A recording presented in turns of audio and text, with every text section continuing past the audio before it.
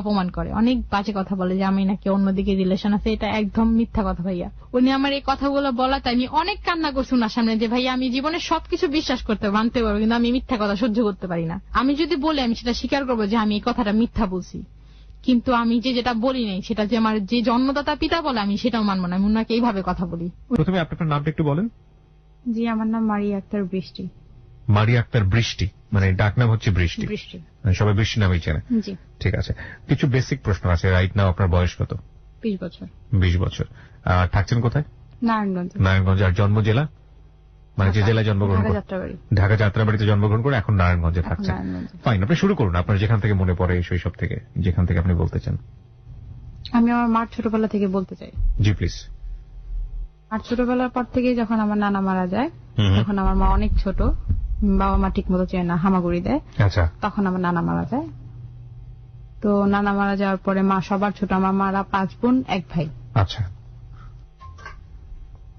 5 বোন 1 ভাই।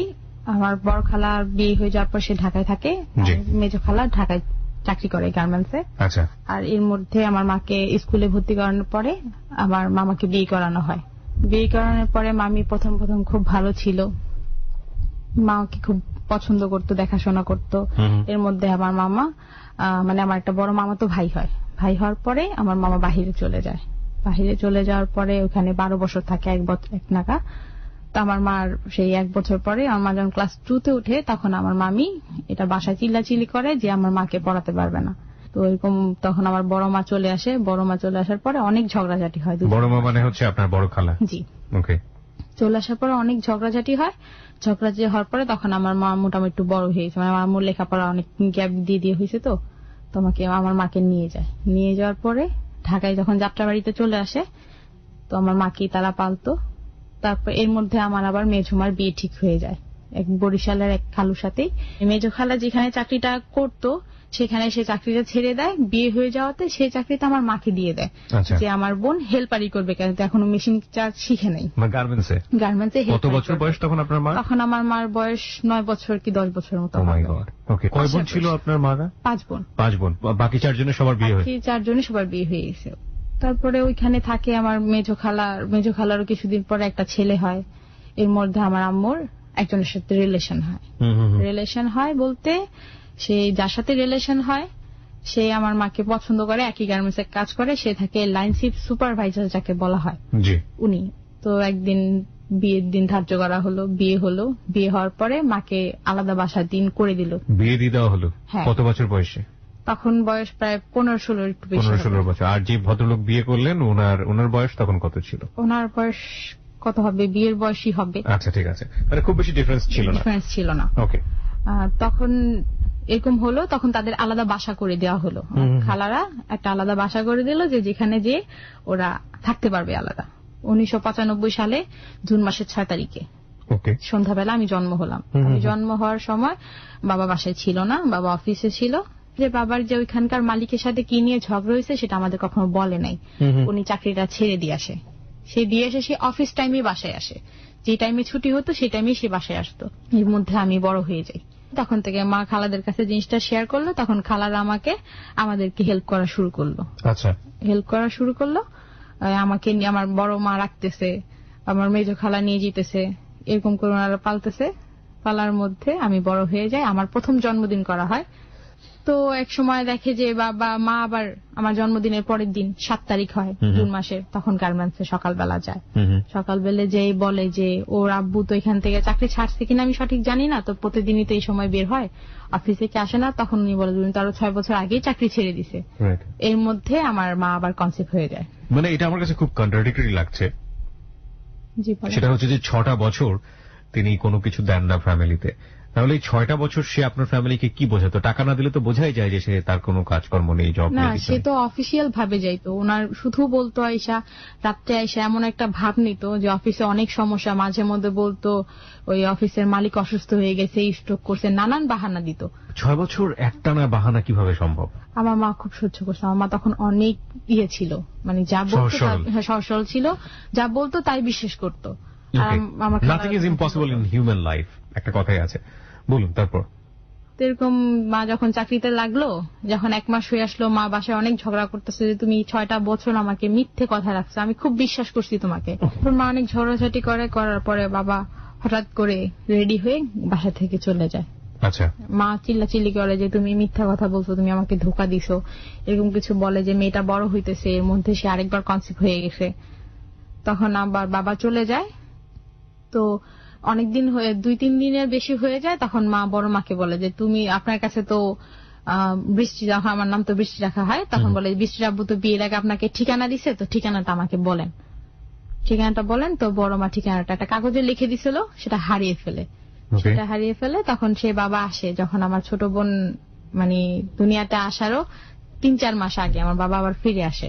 বলে যে আমি আমার বন্ধুর সাথে দূরে বেড়াতে গেছিলাম, অনেক দূরে বেড়াতে গেছি, তো ওইখানে ফোনের কোনো যোগাযোগ নাই, তোমার কাছে মোবাইল নেই, জন্য যোগাযোগ করতে পারি না। আমি যতটুকু বুঝতে পারছি যে আপনার মাকে দ্রুত বিয়ে দিয়ে দেওয়া কোনো কিছু না জেনে শুনে, তা আপনার খালারা মনে করেছে যাই হোক একটা বোঝা আছে, যত দ্রুত বাড়ি বিদায় করি। এটাই।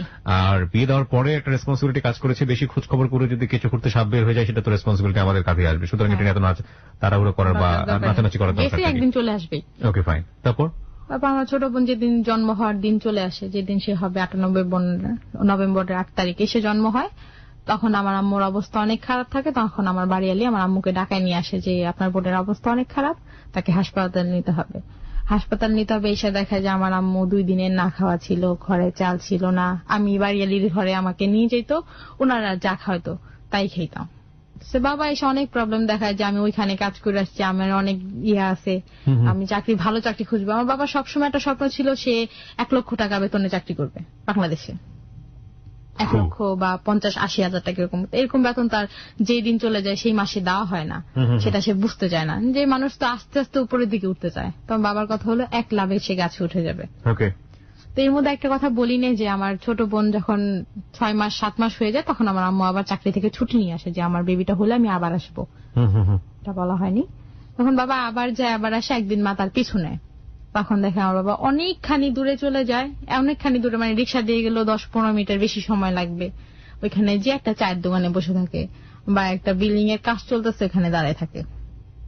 লাঞ্চ টাইম হলে যে কোনো একটা হোটেলে বসে খাওয়া দাওয়া করে মাটি বুটি আবার গোছায় টোছায় আবার ঘোরাঘুরি করে চলে আসে। এটাই কাজ। এটা দেখার পরে মা কি করলো, বড় মার বাসায় গেল। বড় মা তখন বাসায় ছিল না, সে এক জায়গায় গেছিল, চাবি ওনার কাছে দিয়ে যায় কোথাও গেলে। সে তার একটা মিরসিট থাকে, মানে কাঠের যে ডুলির মতো, ওইটাকে পুরো নাড়ে, যে ঠিকানা যেহেতু বলছে লিখে দিছে এখানেই কোথাও থাকবে। ওইগুলা খোঁজার পরে একটা বাটির নিচে পায়, যেমন বড় মা একটা বাটির উপরে, বাটির নিচে ওই কাগজটা রেখে দিছে, সেটা সে খুঁজে পায় নাই। সেটার মধ্যে পায় সেই পুরান ঢাকার ঠিকানা, ক্যান্টনমেন্টের এখানে শাওরা বাজারে লিচু বাগান, এখানকার ঠিকানা পায়। তো মা বন্যাকে নিয়ে যায়, আমাকেও নিয়ে যায়। ঠিকানা পাওয়ার সাথে সাথে আমার মেজো খালার কাছে যায়, ওনাকে বলে সব কাহিনী। বলার পরে কিছু টাকা ধার করে বোনের কাছে নিয়ে ওখানে নিয়ে যায়। নিয়ে যাওয়ার পর আমি প্রথম আমার দাদা বাড়িতে যাইতেছি। এখানে যাই দেখি আমার বড় চাচার 5 ছেলে মেয়ে। আমার দাদা নাই, দাদু আছে। আমার বড় আব্বু বাসের কন্ট্রাক্টরি কাজ করে, আমার চাচি আম্মা অন্য জায়গায় কাজ করে। বাসায় 2-3টা ভাড়াটিয়া আছে আর একটা বাসা। তো মা ওই ঠিকানা মতন যায়, ওই বাড়িতেই ঢুকে। ঢোকার পরে জিজ্ঞেস করে, আমার বাবার নামটা আমি এখনো বলি না, বাবার নাম হচ্ছে আজহারুল ইসলাম মানিক। বলতে এটা কি মানিক ভাইয়ের বাসা? আমার বাবার নাম জহুরুল হক যুগল। আমাদের নেম প্লেটের বাইরে একটা নেম প্লেট ছিল, ওইখানে দেখে আমার বাবার মা ঢুকছে। ঢোকার পর প্রথমে গেট নক করার পরে আমার দাদু দরজা খুলছে। দাদু দরজা খুলে বলতেছে, কে তুমি? বলতেছে, আমি মানিকের স্ত্রী। পরে আমার দাদু দাঁড়ানো থেকে ঠাস করে বসে পড়ছে। বসে পড়ার বলতে হচ্ছে, তুমি মানিকের স্ত্রী? কে বললো তোমাকে? মা বলতেছে, কে বলবে, আমি নিজেই তো। এই যে ওনার 2টা বাচ্চা, 2টা মেয়ে, বৃষ্টি বন্যা। আপনার তখন বয়স কত? আমার তখন বয়স প্রায় 8 বছর 9 বছর। আপনার মনে আছে সেই স্মৃতি? আমার মনে আছে। ওকে, তারপর? আমার দাদু দাঁড়ানো অবস্থা থেকে বসে পড়ছে। বসে পড়ার পরে মা তাকে ধরে উঠাইছে, বন্যাকে আমার কোলে দিয়ে ওনাকে ধরে উঠে বসাইছে, সালাম করলো। পরে আমার দাদু খুব সহজে আমার মাকে মেনে নিছে, কারণ আমার দাদু সেটা কখনো বলে নাই যে তার ছেলে নাম্বার 1 একটা মিথ্যাবাদী, সে সেটা মানে। এবং এর আগে আপনাদের সম্পর্কে কিছুই বলেনি? না, সে জানে নাই। বিয়ে করেছে, বাচ্চা হয়েছে, কিছুই জানে নাই। তখন দাদু বলতেছে যে তুমি এখানেই থাকো, ও তুমি যদি সত্যি মানিকের ওয়াইফ হয়ে থাকো, যেহেতু আমার কাছে কোনো প্রুফ ছিল না আমরা 2জন ছাড়া, তাহলে তুমি যদি এখানেই থাকো, ও যদি তোমাকে ওখানে খুঁজে না পায়, ও তো 1-2 দিন পর পর এখানে আসে, আসার পরেই তাহলে দেখতে পারবো। তো আমার দাদু আমার মাকে খুব যত্ন করে, কোনো খারাপ বিহেভ করে না, যে আমার ছেলে করছে সত্য মিথ্যা পরে যাচাই হবে। মা ওইখানে যে খাওয়া দাওয়া করে, ফ্রেশ হয়ে ঘরের কাজ টাজ করে। দাদু আমাকে খুব আদর করে, বন্যাকে করে, আমার চাচিদের সাথে সবার সাথে পরিচিত হলো। আমি আমার 9 বছর পরে আমি আমার চাচাতো ভাই বোনদের দেখলাম। আচ্ছা। তো 2 দিন হয়ে যায়, 3 দিন আমার বাবা আসছে। বাবা এসে যখন গেট নক করে, আইসে আমার দাদুকে সবসময় আম্মা বলে একটা ডাক দিত। ডাক শুনলে আমার দাদু বলতো যে আমার ছোট ছেলে আসছে। তো যখন ডাক দিচ্ছে তখন আমার দাদু বলতেছে তুমি ওই রুমে যায় দাঁড়াও, মানিক আসছে, আমি দরজা খুলি দেখি ও কি বলে, ওরে আমি জিজ্ঞেস করবো আগে। তো খোলার পরে করে বাবা ধরে ঘরে আসে, জুতা টুতা খুলে আইসা দাঁড়ায়। তো আমাকে আর আটকে রাখতে পারে না, আমি বাবারে দেখে একটা দর বাবা বলে। আইসা বাবার যখন ধরছি, বাবা আমারে মানে জাবরায় ধইরা দাদুর দিকে তাকায়া মানে আর কিছু বলতেছে না। তখন দাদু তার দিকে তাকায় আছে। তখন দাদু তখন একদম শিওর হয়ে গেল যে হ্যাঁ ওর মেয়ে না হলো তো আর ওরে ধরতো না, বাবা বলে ওরেও ডাকতো না। বড়রা মিথ্যা বলতে পারে, ছোটরা বলবে না। তো বাবা বললাম, বাবা কোলে নিল, কোলে নিয়ে বসাইলো। বসানোর পরে বললো তোমরা এখানে কার সাথে আসছো? আমি বললি যে আমার আম্মু নিয়ে আসছে। পরে দাদু আব্বুকে একটা চড় মারে যে বিয়ে করছোস, যেভাবেই করছোস তুই তো বিয়ে করছোস, তোর বউ নিয়ে বাসায় আসা উচিত ছিল, যেরকমই হোক। এই 9টা বছরের মতো আরেকটা নাতনি হয়ে গেছে এতদিন পরে, তাও তোর মুখে কোনোদিন শুনি নাই। তুই আসলে বলতি অফিসের কাজে ধরে ঢাকায় যেতে হয়, ওইখানে যেতে হয়, এই জন্য এতদিন পর পর আসোস। আমি মানতাম, কারণ আমার দাদু কখনো বাবার কাছে হাত খরচে টাকা চাইতো না। টুকটাক সে চলতে পারতো দেখে ছেলেকে কখনো চাপ দিত না।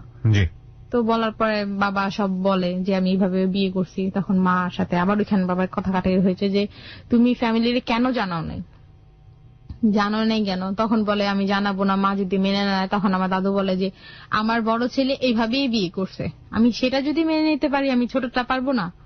আচ্ছা, আমার একটু জানার জন্য, আপনার দাদুর বাড়িটা কোথায় ছিল? গুলশান 1 নম্বরে। গুলশান 1 নম্বর, ঢাকার গুলশান 1 নম্বরে। হ্যাঁ। ওকে, এটা কত সালের গল্প বলছেন আপনি? 2005-এর। 2005 সালে? হ্যাঁ। আজ থেকে 10 বছর আগের গল্প। হ্যাঁ। ভেরি ইন্টারেস্টিং, প্রিয় শ্রোতা, খুব মনোযোগ দিয়ে শুনতে হবে। আপনার বাবার লেখাপড়ার অবস্থা কি ছিল? বাবা আই পাস ছিল, ইন্টারমিডিয়েট পাস ছিল। হ্যাঁ। এবং ওনাদের ফ্যামিলি কন্ডিশন কেমন ছিল, আর্থিক অবস্থা কেমন ছিল? গুলশান 1-এ তাদের নিজস্ব মানে জায়গা, বাড়ি? তখন ওইখানে কিন্তু এত উন্নত ছিল না। ঠিক আছে, সেটা ঢাকার মধ্যে তো। হ্যাঁ। ওকে, হ্যাঁ বলুন একটু, আর্থিক অবস্থা কি ছিল? আর্থিক অবস্থা ছিল, বাবা কাজ করতো না, সেটা তো দাদু জানে না। ওই ঘর ভাড়া, বাসা ভাড়া পেতো আমার দাদু 5,000 টাকার মতন, সেটা দিয়ে কারেন্ট বিল দিয়ে চলে যেত। আচ্ছা আচ্ছা। আর আমার বড় চাচা কিছু হেল্প করতো, যদি উনি বাসের কন্ট্রাক্টারি করতো, ওইভাবে চলতো, মানে খেয়ে পড়ে সব ভালো আছে। গুলশান 1-এর কোন জায়গাটাই ছিল? লিচু বাগান ছিল, বস্তি ছিল না। তাহলে শাওরা বাজার তো নাম শুনছেন নর্দার পরে, ওই শাওরা বাজারে ছিল ওই লিচু বাগানে। হ্যাঁ, ওখানে যেটা গুলশান কলেজ হয়েছে সেই জায়গাটা, সেই স্থানটাই, ওই সেই স্থানেই গুলশান কলেজ হয়েছে। ওকে, আমরা স্টোরি ধীরে ধীরে রিভিল করবো, প্রিয় শ্রোতা। Very interesting story. আজকে সবাইকে বলতে চাই খুব মনোযোগ দিয়ে শুনতে হবে, এবং ভেরি ভেরি ভেরি ইম্পর্টেন্ট একটা স্টোরি, এবং অনেক বড় একটা লেসন আছে আজকের এই স্টোরি থেকে। তারপরে এরকম চলতেছে, তো আব্বু আবার বলতেছে আমি একটা চাকরি পাইছি, এবার কনফার্ম, এবার কোনো মিথ্যা কথা না। তো দাদু বলল যে তুমি মিথ্যা কথা বলো না, সত্যি কথা বলো, তুমি জানো আর উপরে আল্লাহ জানে। তো ওইখানে আমাদের এখানে কালাচাঁদপুর একটা প্রাইমারি স্কুল আছে, ওইখানে আমাকে ভর্তি করা দেওয়া হলো ক্লাস 3-তে, কারণ আমার বয়স অনুযায়ী আমাকে ওইখানকার স্যাররা বলতেছে ওকে যদি একটু ভালোভাবে পড়ান ওইখানেই পারবে, ওকে 3-তে ভর্তি করে দেয়, ডিরেক্ট ক্লাস 3-তে। হ্যাঁ। ওকে। তো আব্বু আবার 1 মাস হয়ে যায়, দাদু বলে কি রে তুই নাকি চাকরি করলি, কেউ বেতন কই?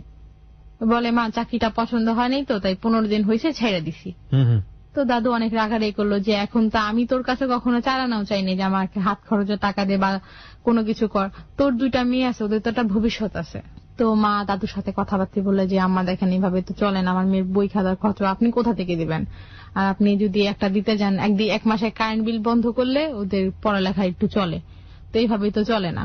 তো মা গার্মেন্টসে কাজে লাগলো।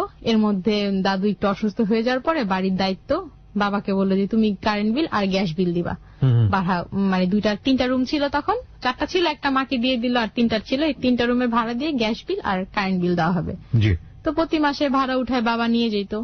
মায়ের দিক দিয়ে গার্মেন্টসে কাজ করতেছে, আমার চাচিও করতেছে, চাচি করতেছে অন্য একটা কোম্পানি, কিসে করতেছে সেটা কখনো জানি নাই, কখনো বলে নাই। তো যখনই বাবা কারেন্ট বিল আর বিদ্যুৎ বিল দিতে, গ্যাস বিল দিতে যেত, তখন তো ঠিকই যাইতো টাকা নিয়ে, সেদিন বলতো হ্যাঁ বিল দিয়ে আসছি, সে পরের দিন দেখতাম সে অনেক বাজার করতেছে।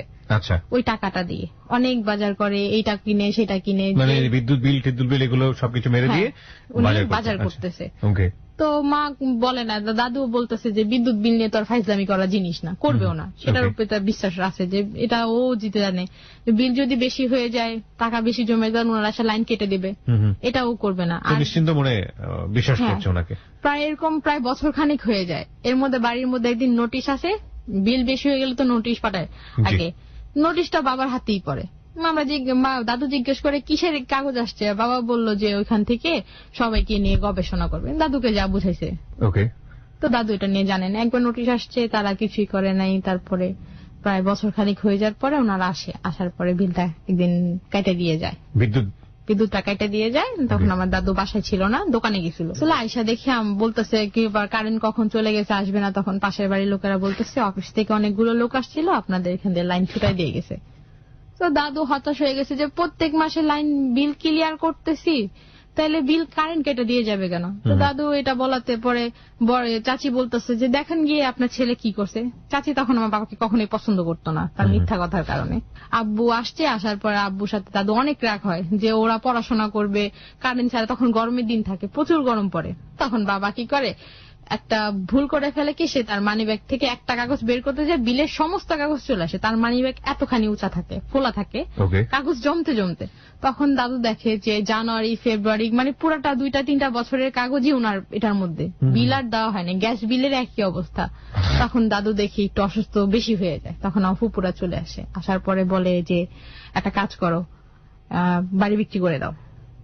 বিল এত বেশি হয়ে গেছে যে বাড়ি বিক্রি করতে হচ্ছে, কারণ আমাদের তো কোথা থেকে এত টাকা দিতে পারবে না। মানে কত টাকা বিল হয়েছিল সেই সময়? প্রায় দুইটা মিলে 3 লাখ টাকার মতো হয়ে গেছিল, গ্যাস বিল আর বিদ্যুৎ বিল, পানি বিল, এগুলো মিলে প্রায় 3 লাখ টাকার মতো হয়ে গিয়েছিল। জরিমানা হয়েছে না আবার। ও রাইট, সবকিছু মিলে 3 লাখ টাকা, এবং এটা পরিশোধ করা কোনোভাবেই সম্ভব ছিল না। সেই জন্য বাড়ি বিক্রি করার সিদ্ধান্ত আমার দুইটা ফুপি দিল। তারপরে মা এদিক দিয়ে চাকরি ছেড়ে দিবে, বাবার সাথে আবার দ্বন্দ্ব শুরু হয়ে গেল। বাবারে মা অনেক কিছু বললো যে তুমি এই কাজগুলা কেন করছো, কারেন্ট কাটার পরের দিনের কাহিনী। তো মা কি করে, রাগ করে আমাদের নিয়ে চলে যেতে না, বাবা বলে তোমার যেখানে ইচ্ছে তুমি সেখানে যাও, আমার মেয়েদের নিতে পারবা না। আমি আর বন্যা কান্নাকাটি, বন্যা তখন প্রায় একটু বড় হয়ে গেছে, আমি আর বন্যা অনেক কান্নাকাটি করি। তো মা বলে যে আমি আবার আসবো, আমি তোমাদের এসে দেখে যাব। তো মা চলে যায়, চলে যাওয়ার পরে যখন মা খালা বাড়িতে চলে যায়, ওইখানকার কাহিনী বলি, চলে যাওয়ার পরে খালাদের সাথে সবকিছু বলে, খালারা বলে যে তুমি এখানে কাজ করো, তোমাদের মেয়েদেরকে আমি আইনা দিব। তো মা এখানে কাজ করে, একটা আবার আগের গার্মেন্টস এর পাশের গার্মেন্টস আবার চাকরি নেয়, আমার খালা করে দেয়।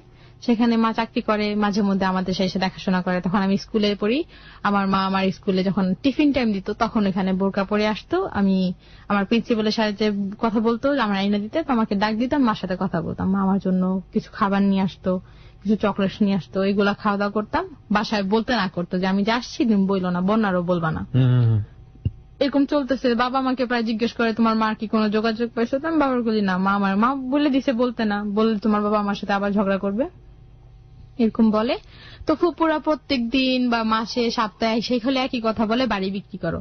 কারেন্ট গ্যাস চলে যাওয়ারও প্রায় 6 মাস পরে বাড়ি বিক্রি করে, কিন্তু এতদিন তারা শুধু আইসা বলে যে মা বাড়ি বিক্রি করে ফেলো, বাড়ি বিক্রি না করলে তুমি এগুলো দিতেও পারবা না, কোনদিন আনতেও পারবা না। তো দাদু বলে আমি চিন্তা করিনি। এর মধ্যে আমার আম্মুর নিয়ে সমস্যা হইতেছে, আম্মু চলে গেছে, আম্মু বলতেছে ও যদি মানুষ নাই হয় আমি ওর সংসারে আর আসবো না। এইভাবে কষ্ট করে মানুষের জীবন কাটে না, আমি জীবন ভরে কি কষ্টই করব, আমি শুধু উপার্জন করি যাবার ও বসে বসে খাবে। তো এর মধ্যে আমার খালাদের সাথে একজনের সাথে রিলেশন হয়, সে আমার খালারে আপা বলে। মা সমস্যা তার কাছে আস্তে আস্তে বলার পরে মা ওই গার্মেন্টস থেকেও চাকরি ছেড়ে দেওয়ার পর ওনার একটা পরিচিত গার্মেন্টস থাকে, ওনার এক ফ্রেন্ডরা কাজ করে, ওখানে আম্মুকে কাজে লাগাই দেওয়ার পরে আম্মুকে বলে যে ফ্রেন্ডের মতো সবকিছু আমার সাথে শেয়ার করবা। তো উনি আবার বিবাহিত থাকে। ভদ্রলোকের নাম কি ছিল? মোহাম্মদ আকবর হোসেন। নিজের ঘরে যখন সমস্যা তৈরি হয় তখন সামহাউ ডিপেন্ড করার মতো মানুষ যদি আশেপাশে চলে আসে, ওই মানুষের সাথে একটা অন্তরঙ্গ সম্পর্ক তৈরি হয়ে যায়, এটাই হয়তোবা হচ্ছে। বলুন তারপর উনি আমার আম্মুকে নানানভাবে হেল্প করে। আমাদের কাছে যখন আম্মু দেখতে আসে উনিও কিছু টাকা দেয় বা আম্মুকে কিছু কিনে দেয় যে তোমার মেয়েদের জন্য নিয়ে যাও।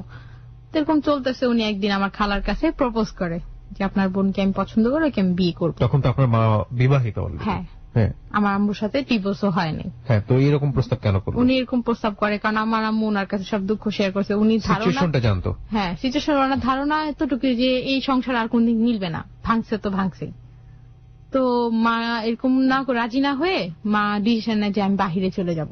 দেশের বাইরে বিদেশ চলে যাব। খালারা বলে যে বিদেশ যাবো, এত টাকা কোথায় পাবো? তখন তো বিদেশ যেতে প্রায় 50,000-80,000 টাকা লাগতো। তখন উনি বলতেছে দিব, আমি দিব। ওনার তখন একটু ভালো ব্যবসা ছিল, উনি ওনার রিক্সার গ্যারেজ ছিল, তো দিত। এদিক দিয়ে আম্মু পাসপোর্টের লাইন সবকিছু করতেছে, এদিকে আমাদের মাঝে মধ্যে এসে দেখতে যেতেছে। আর আমার বাবা ওই 420 চাকরি, ওনাদের বাড়িতে কারেন্ট কেটে দিছে, গ্যাস নাই, আমরা রান্না করতেছি লাকড়ি চুলায়, ওটার কোনো মাথা। উনি ওই টোটো কোম্পানির ম্যানেজারের মতো ঘুরতে আছে।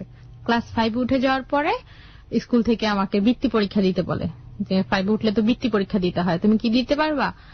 দিতে বললে তোমাদের তো আবার কিছু টাকাও লাগবে, বৃত্তি কোচিং করতে হবে, মাসে 300 টাকা করে। বাবারে বলি, বাবা বলছে ঠিক আছে, বৃত্তি পরীক্ষা দিবা যখন দাও, স্যারের সাথে আমি কথা বলবো। তো বাবা স্কুলে যায় কি কথা বলে জানি না, আমাকে কোচিং এ নেয়। কোচিং এ যাওয়ার পর আমি যখন 1 মাস কোচিং করি, মায়ের মধ্যে একদিন আসে, আইসা আমার দেখা যায় আমার স্কুল ছুটি হয়ে গেছে, আমি স্কুলেই আছি। আমি ওই টাইমটা আসে দেখি, মনে করছে বের হইলে আমার সাথে কথা বলতে দেখতেছে, আমি এক ক্লাস থেকে বের হয়ে আরেক ক্লাসে চলে গেছি। তখন মা ওয়েট করে, আমি ওখান থেকে বের হই। বের হওয়ার পর আমাকে মা জিজ্ঞেস করে যে এখানে আবার কিসের ক্লাস করলাম? বললাম মা এখানে বৃত্তি কোচিং করাইতেছে, তো মাসে 300 টাকা বেতন। বলতো তোমার আব্বুকে এখনো দিচ্ছে? আমি বলছি না, 1 মাস তো হয়ে গেছে, আব্বু এখনো টাকা দেয় নাই। তা আম্মু সেদিন মনে হয় বেতন পাইছিল, আমাকে 300 টাকা দিয়ে বললো তোমার স্যারের যে বলো যে আমার প্রথম মাসের বেতন কোচিং এর। আমি স্যারকে দিয়ে দিই, বাসায় যে আব্বুরে বলি যে আব্বু স্যার বেতন চাইছে। আম্মু বলছে তুমি বলবা না আমার কথা, টাকাটা নাও, নিয়ে রেখা দাও, যাতে তুমি দ্বিতীয় মাসে দিতে পারো। তো বাবারে বলি, বাবা বলতেছে ঠিক আছে তোমার স্যারের সাথে আমি কথা বলবো। বেতনের কথা বললেই বলতো স্যারের সাথে কথা বলবো। তো স্যারের সাথে কি কথা বলবে জানি না। এর মধ্যে ফুপিরা প্রায় আসতেছে, বাবারও বলতেছে যে মানিক ভাই জায়গাটা বিক্রি করে ফেলি, চলো জায়গাটা বিক্রি করে ফেলি। বাবা বলতেছে ঠিক আছে দেখি দেখি, এরকম বলতেছে। বাবা দেখি তুই ভাবতেছে যে জায়গাটা বিক্রি করি, এমন একজনের বাটপারের সাথে মিলে বিক্রি করবো, যেতে সে এমন দামে বিক্রি করে সেও কিছু রাখতে পারো, ওইখান থেকে আমি পাই, এখান থেকেও আমি। বাবার প্ল্যানটা ছিল এরকম, সেরকম লোক সে পাইতেছে না, এই জন্য বলতেছে দেখি। তো মা এখানে বিদেশে সব লাইন করে ফেললো। বিদেশে লাইন করে ফেলার পরে মা হঠাৎ করে একদিন আসলো। আসার পরে আমার বন্যার কোলে নিয়ে অনেক কান্নাকাটি করছে। তখন বুঝি নাই মা যে চলে যাবে আজকে রাত্রে। বাবা বাসায় ছিল না, দাদুর সাথে যোগাযোগ করে বাসায় ঢুকে। বাসায় ঢুকার পরে আমাদের 2 বোনকে নিজে রান্না করে খাওয়ায়, খাওয়ানোর পরে 2জনকে ঘুম পাড়ায়। মার রাত্রে 3টার ফ্লাইট, রাত্রে 3টার ফ্লাইট যেদিন আসছিল সেদিন রাতে 3টার ফ্লাইট। উনি সবকিছু এয়ারপোর্টে পাঠাই দিয়ে উনি এখানে যান, এখান থেকে উনি ডাইরেক্ট এয়ারপোর্টে যেতে পারেন। ক্যান্টনমেন্ট থেকে তো এয়ারপোর্ট বেশি দূরে না। তো মা আমাদের ঘুম পাড়ায়, খাওয়া দাওয়া করায়। বুঝি না যে মা সেদিন চলে যাবে। মা অনেক কান্নাকাটি করে, ধরলেও কান্নে, দেখলেও কান্না করে, মানে সামনে গেলেই মা কান্না করে, রান্না করতেছে কান্না করতেছে। দাদুর বললাম দাদু মা কান্না করে কে? বললো তোমার মা এবার গেলে কয়েকদিন দেরি করে আসবে তোমাদের দেখতে। তো ঠিক আছে দেখি। তো মা ওদিন আমার এই বন্যারে একসাথে ঘুম পাড়ায়। দাদুর সাথে জিনিসটা উনি শেয়ার করে যে আমি আম্মা বাহিরে চলে যেতেছি আমার মেয়েদের ভবিষ্যতের জন্য, আমি যাচ্ছি আমার মেয়েদের ভবিষ্যতের জন্য। তো মা একদিন ওদিন রাত্রে চলে যায়। প্রিয় শ্রোতা, আপনারা সবাই শুনছেন close up presence hello 8920 ABC radio FM 89.2 এ। আমি আরজে কিবরিয়া রয়েছে আপনার সঙ্গে। আমরা ছোট্ট একটা বিরতি নিতে চাই, এ পর্যায়ে মাত্র 4 মিনিটের বিরতি। সবাইকে রিকোয়েস্ট করবো আজকের এই জীবনের গল্পটি শেষ পর্যন্ত কষ্ট করে হলেও শোনার জন্য। শুধুমাত্র আপনি না, আপনার সাথে যদি আরো কয়েকজন বন্ধুকে একটু বলে শোনাতে পারেন তাহলে খুবই ভালো হয়। এবং আজকের এই জীবনের গল্প শুধু জীবনের গল্প নয়, অনেক বড় একটা লেসনের জায়গা। মা চলে গেল, মা বাহিরে চলে গেল, বাবা জানতে পারলো। বাবা জানতে পারার পরে আমাকে বলল যে, আমি বাসায় এসে বললো যে বৃষ্টি বন্যা এদিকে আসো। তো 2জনই আসলাম। আসার পরে বললো তোমার মা তোমাদের ছেড়ে বিদেশ চলে গেছে। তা আমি বলতেছি মিথ্যে কথা, বাবা বাহিরে যায়নি, মা এখানেই আছে, মা যাত্রাবাড়ি খালাদের কাছে আছে। বলতেছে যে না চলে গেছে। তো কান্নাকাটি করি। বাবা বলতেছে ভালো মা হলে কখনোই চিত না, তোমার মা ভালো না এজন্য চলে গেছে, তোমার মা ভালো না পচা মা, এরকম উল্টাপাল্টা কথা বলতো। দাদু বলতেছে মেয়েদের কান ভরা দরকার নেই, নিজের দিকে চিন্তা করো, নিজের চরকায় তেল দাও বলে দাদুর সাথে আমাদের নিয়ে গেল যে তোমরা এখন থেকে আমার সাথে ঘুমাবা। তারপরে মা ওইখানে বিদেশ চলে গেছে। খালারা খুব কম যোগাযোগ করে, খুবই কম। মা যদি 2বার 3বার বলা হয় তাহলে হঠাৎ একদিন আমার স্কুল আসে। এর মধ্যে আমার 5 পড়ার আমাকে বৃত্তি পরীক্ষা দেওয়ার সময় হয়ে গেছে। কে স্কুলে আসে? খালা। খালা আর কি মার হেল্পটা করতে আসে। হ্যাঁ, মা ঠিকানা দিয়ে গেছে, এইভাবে গেলে এই স্কুলে বৃষ্টি পড়ে, ওখানে এমন টাইমে গেলে ওরে পাওয়া যাবে দেখা, মানে আমাদের খোঁজ খবর নেওয়ার জন্য। ফোন যেহেতু ছিল না। তো বৃত্তি পরীক্ষার সময় চলে আসে। তো স্যার বললো তুমি যদি বৃত্তি পরীক্ষা দিতেই চাও তোমাকে কোচিং ফিটা পুরো শেষ করতে হবে। প্রায় আমার 4 মাস কোচিং করায়, তো 4 মাসে 3-4-1200 টাকা জমে যায়। তো বাবার বললাম আমি বৃত্তি পরীক্ষা দিতে হইলে আমাকে টাকাটা দিতে হবে। বাবা আবার বললো স্যারের সাথে আমি কথা বলবো। এই কয়েকদিনের গ্যাপের মধ্যে ফুপুর একদিন তার হাজবেন্ডদের নিয়ে, তার বাচ্চা কাচ্চা নিয়ে একবারে চলে আসলো। আসার পরে দাদু বললো যে তোমরা সবাই এত বড় প্ল্যানিং করে চলে আসলাম। বললো যে মা তোমার সাথে গুরুত্বপূর্ণ কথা আছে। কি কথা? বাড়ি বিক্রি করার জন্য আমরা একজন লোক পেয়ে গেছি, সে আমাদেরই আত্মীয়। বাবা এভাবে বললো। মানে বাবাই কথাগুলো বলছে? বাবা না, ফুপিরা আসছে বাসা। ফুপি, আচ্ছা। 2টা ফুপু আমার, একজন নাম হচ্ছে জাকিয়া আর একজন নাম হচ্ছে জুয়েল। ওকে। তারা তাদের হাজবেন্ড ছেলে মেয়ে নিয়ে একবার আসছে। বাড়ির ব্যাপারে কথা বলতে হলে 2-3 দিন সময় দিতে হয় না, জায়গা টাকা মাপার বিষয় আছে। তো বাড়ি ছিল আমার দাদুর নামে। তো সে বলে, তো দাদু বলে যে কে কিনবে, কই থেকে কাস্টমার পেলা, কেউ তো আমার বাড়িও দেখতে আসে না। বললো যে আমাদেরই চাচাতো ভাই জামির ভাই। তো এরকম জামির চাচা একদিন আসলো, আইসা জায়গাটাকে মাপল। তখন আমরা ছোট মানুষ, আমাদের এখানে যেতে দেয় না, ওই সামনে দাঁড়ায় কথা শুনি। বাট মূল কথার সময় আমাদের বলে ওদিকে যাও, ওই রুমে যাও, বাচ্চারা এখানে কি করো।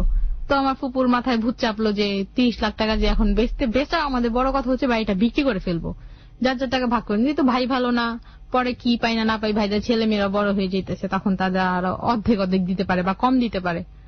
বললো ঠিক আছে 30 লাখ টাকা এরা দিন। দাদুকে বুঝাইলো যে আম্মা 30 লাখ টাকা থেকে সবাই ভাগ করে দিবেন, বাকি টাকা আপনি ব্যাংকে রাখবেন, এরকম বললো। দাদু বললো ঠিক আছে। দেওয়ার পরে তখন আমরা ওই বাসা ব্যবসার পরে বিক্রি করার পর ওই বাড়িতেই আছি, কারণ উনি তো এখন এটা ভাঙতেছেন, আপাতত আমরা থাকতেছি। আমাদের যেহেতু মাল সামান আছে, ভাড়াটিয়ারা আছে, আমাদের 2-1 মাস সময় দিছে, ওইখানেই আছি। তো খালারে বললাম যে খালা এই নাম্বারটা বাবা সিম চালায়, বাবার মোবাইল এটাতে মারে ফোন করতে বললো, তাহলে মা কথা বলতো, বাবার আমি বুঝাই বলবো। তো বাবার বললাম বাবা আমি একটা কাজ করছি, আমার কাছে খালার নাম্বার ছিল, মিথ্যা কথা বলছে যে খালার নাম্বার ছিল, আমি খালারে ফোন করে তোমার নাম্বার দিচ্ছি যাতে মারে দেয়, মা যদি বিদেশ থাকে তাহলে মার কাছে ফোনটা দিব। তো বাবা আর কিছু বলে নাই। তো একদিন মা ফোন করছে, মা প্রতি শুক্রবারে ছুটি পাইতো, সাপ্তাহিক ছুটি বাহিরেও ছিল, ফোন করছে। তো বাবা ঘুমাইছিল, বাবা ঘুমের মধ্যে রিসিভ করছে, পরে বলছে যে বৃষ্টিরে দাও। তো বাবা বুঝতে পারছে মা ফোন করছে, বৃষ্টিরে আমার ডাইকা দিল। তো মা হ্যালো বলার পরে কান্নাকাটি শুরু করে দিল, অনেকদিন পরে কথা দেখা হইতেছে না। তারপরে মা বললাম যে মা দাদু বাড়ি তো বিক্রি করে ফেলছে, আমরা আর কয়দিন পরে এখান থেকে চলে যাব, কোথায় যাব জানি না। মা বললো যে এই কাজ করছে কেন, বললাম। পরে দাদুর সাথে কথা বললো, দাদু বললো যে এত লাখ টাকা তোমার হাজবেন্ড এই কাজ করছে, তুমি যাই নিয়ে গেছো, এগুলা কই থেকে দিব, কেউ তার এত টাকা নিয়ে বসে থাকে না, আর কে দিবে। তো মা বললো ঠিক আছে যা করছেন, আমার মেয়েদের ভবিষ্যৎ করেন, টাকা কিন্তু আপনার ছেলের হাতে দিয়েন না। পরে দাদু বললো যে ওরে অলরেডি টাকা সব দেওয়া হয়ে গেছে, ওর টাকা ও কি করছে জানি না।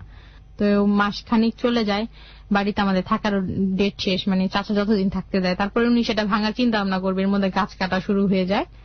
তো দাদুকে এসে বড় ফুপি নিয়ে গেল। বড় ফুপি বললো যে মাকে আমার কাছে রাখবো, উদ্দেশ্য মার নামে 4 লাখ টাকা আছে, এটা তো প্রতি মাসে একটা পেনশন আসবে না ব্যাংক থেকে, ওটা সে পাইতেছে। আর বাবা বাসা ভাড়াটারা নিয়ে একদম গাজীপুর আগে যে বাসা ঠিক করে আসে, আমাদের নিয়ে মালসামারি নিয়ে একদম ডাইরেক্ট গাজীপুর চলে যায়। গাজীপুর তেলিপাড়া এলাকায় নিয়ে যায়। ওইখানে যাওয়ার পর আমরা উঠার পরে ওইখানকার স্কুলে আমার সাথে যোগাযোগ করলো, যে তখন আমাকে আবারও 5-এ ভর্তি করানো হলো। তো বাবা ওইখানে বাসা জমা আটকায় ফেলছে, যে স্কুল আমাকে ভর্তি করছে টিচার আমার স্কুল থেকে বের করে দেবে, বলে তোমার বাবা আমার কাছ থেকে কিছু টাকা নিয়েছে, এখনো দিতে পারতেছে না। হেডমাস্টারের কাছ থেকে টাকা নিয়েছে, টাকা ধার নিয়েছে। বাসায় এসে বাবারে বললাম, বাবা আমার বললো ঠিক আছে আমি টাকার ব্যবস্থা করতে চাই। এটা বলে বাবা বাহিরে গেল, পাশের ঘরে ফোন নাম্বার নিয়ে গেছিল, বললো যে মেয়েদের বললেন যে আমি একটু কাজে বাহিরে আসছি, 2 দিন আসিনি। তো 2 দিন পরে বাবা আসছে, আসার পরে বললাম বাবা তোমার হাতে মেহেদি কেন, বাবা হাতের মধ্যে মেহেদি দিয়ে আসছে, চেহারায় হলুদ টুলুদ লাগানো, কি জন্য এগুলা করে আসছে। তো বাবা বলে যে আমি এক কাজে গেছিলাম, তো এখানে একটা প্রোগ্রাম হচ্ছে, এখানে 2 দিন পর 3 দিন পর এরকম আছে, 1 সপ্তাহ পর চলে যায়। এরকম বলে প্রায় অনেক দিন হয়ে গেল। হয়ে যাওয়ার পরে বাবা এই যে আসলো, অনেকদিন পর একদিন রাগ করে আসলো, রাত্রেবেলা এসে খুব মেজাজ দেখাইতেছে, বলতেছে এগুলা কি রান্না করছো, কি জিজ্ঞেস করছে কি রান্না করছে, বাবা আলু ভর্তা বানাইছি, ডাল রান্না করছে, ভাত রান্না করছি। তো বাবা রাগ হয়ে গেছে, কেন আলু ভর্তা রান্না করবা, ওনার নাই কিছু, কিন্তু ভাবসাব হাল হচ্ছে রাজার মতো। একদিন আমি রান্না করতেছি সকালবেলা, ভাত রান্না বসাইছি, হয়ে গেছে, আলু কাটতেছি, আর বন্যা পড়তেছে, আপা আমি একটু পড়ি, হ্যাঁ পড়তেছে। তো ওই মুহূর্তে একটা মহিলা আমার বাসায় আসলো, দেখতে খুব অল্প বয়স সাজুগুজু করা, সে আমার বাসায় আসলো। আসার পরে একটা বাচ্চা করে নিয়ে এসছে, বাচ্চার বয়স 6 মাস, বাচ্চাটা বসতে পারে, খুবই সুন্দর একটা বাচ্চা নিয়ে এসছে, মেয়ে বাবু নিয়ে এসে আমারে খুঁজতেছে যে বৃষ্টি। তো পাশের ঘরে আন্টি বললো যে ওই রুমে বৃষ্টি বন্যা থাকে, ওইখানে যে নক করেন। নক করছে, আমি আমাদের বারান্দার মধ্যে রান্নাঘর ছিল, বারান্দার দরজা খুঁজছে, যে কে আপনি, বললো আমারে তুমি চিনবা না, তোমার আমি ভালো করে চিনি। তো ঠিক আছে চিনেন, কার কাছে আসছেন, তোমার কাছেও আসছি, তোমাদের বাবার কাছেও আসছি। তো বন্যা এসে বলতেছে তাহলে আসেন ঘরে এসে বসেন, আব্বু তো বাসায় নেই।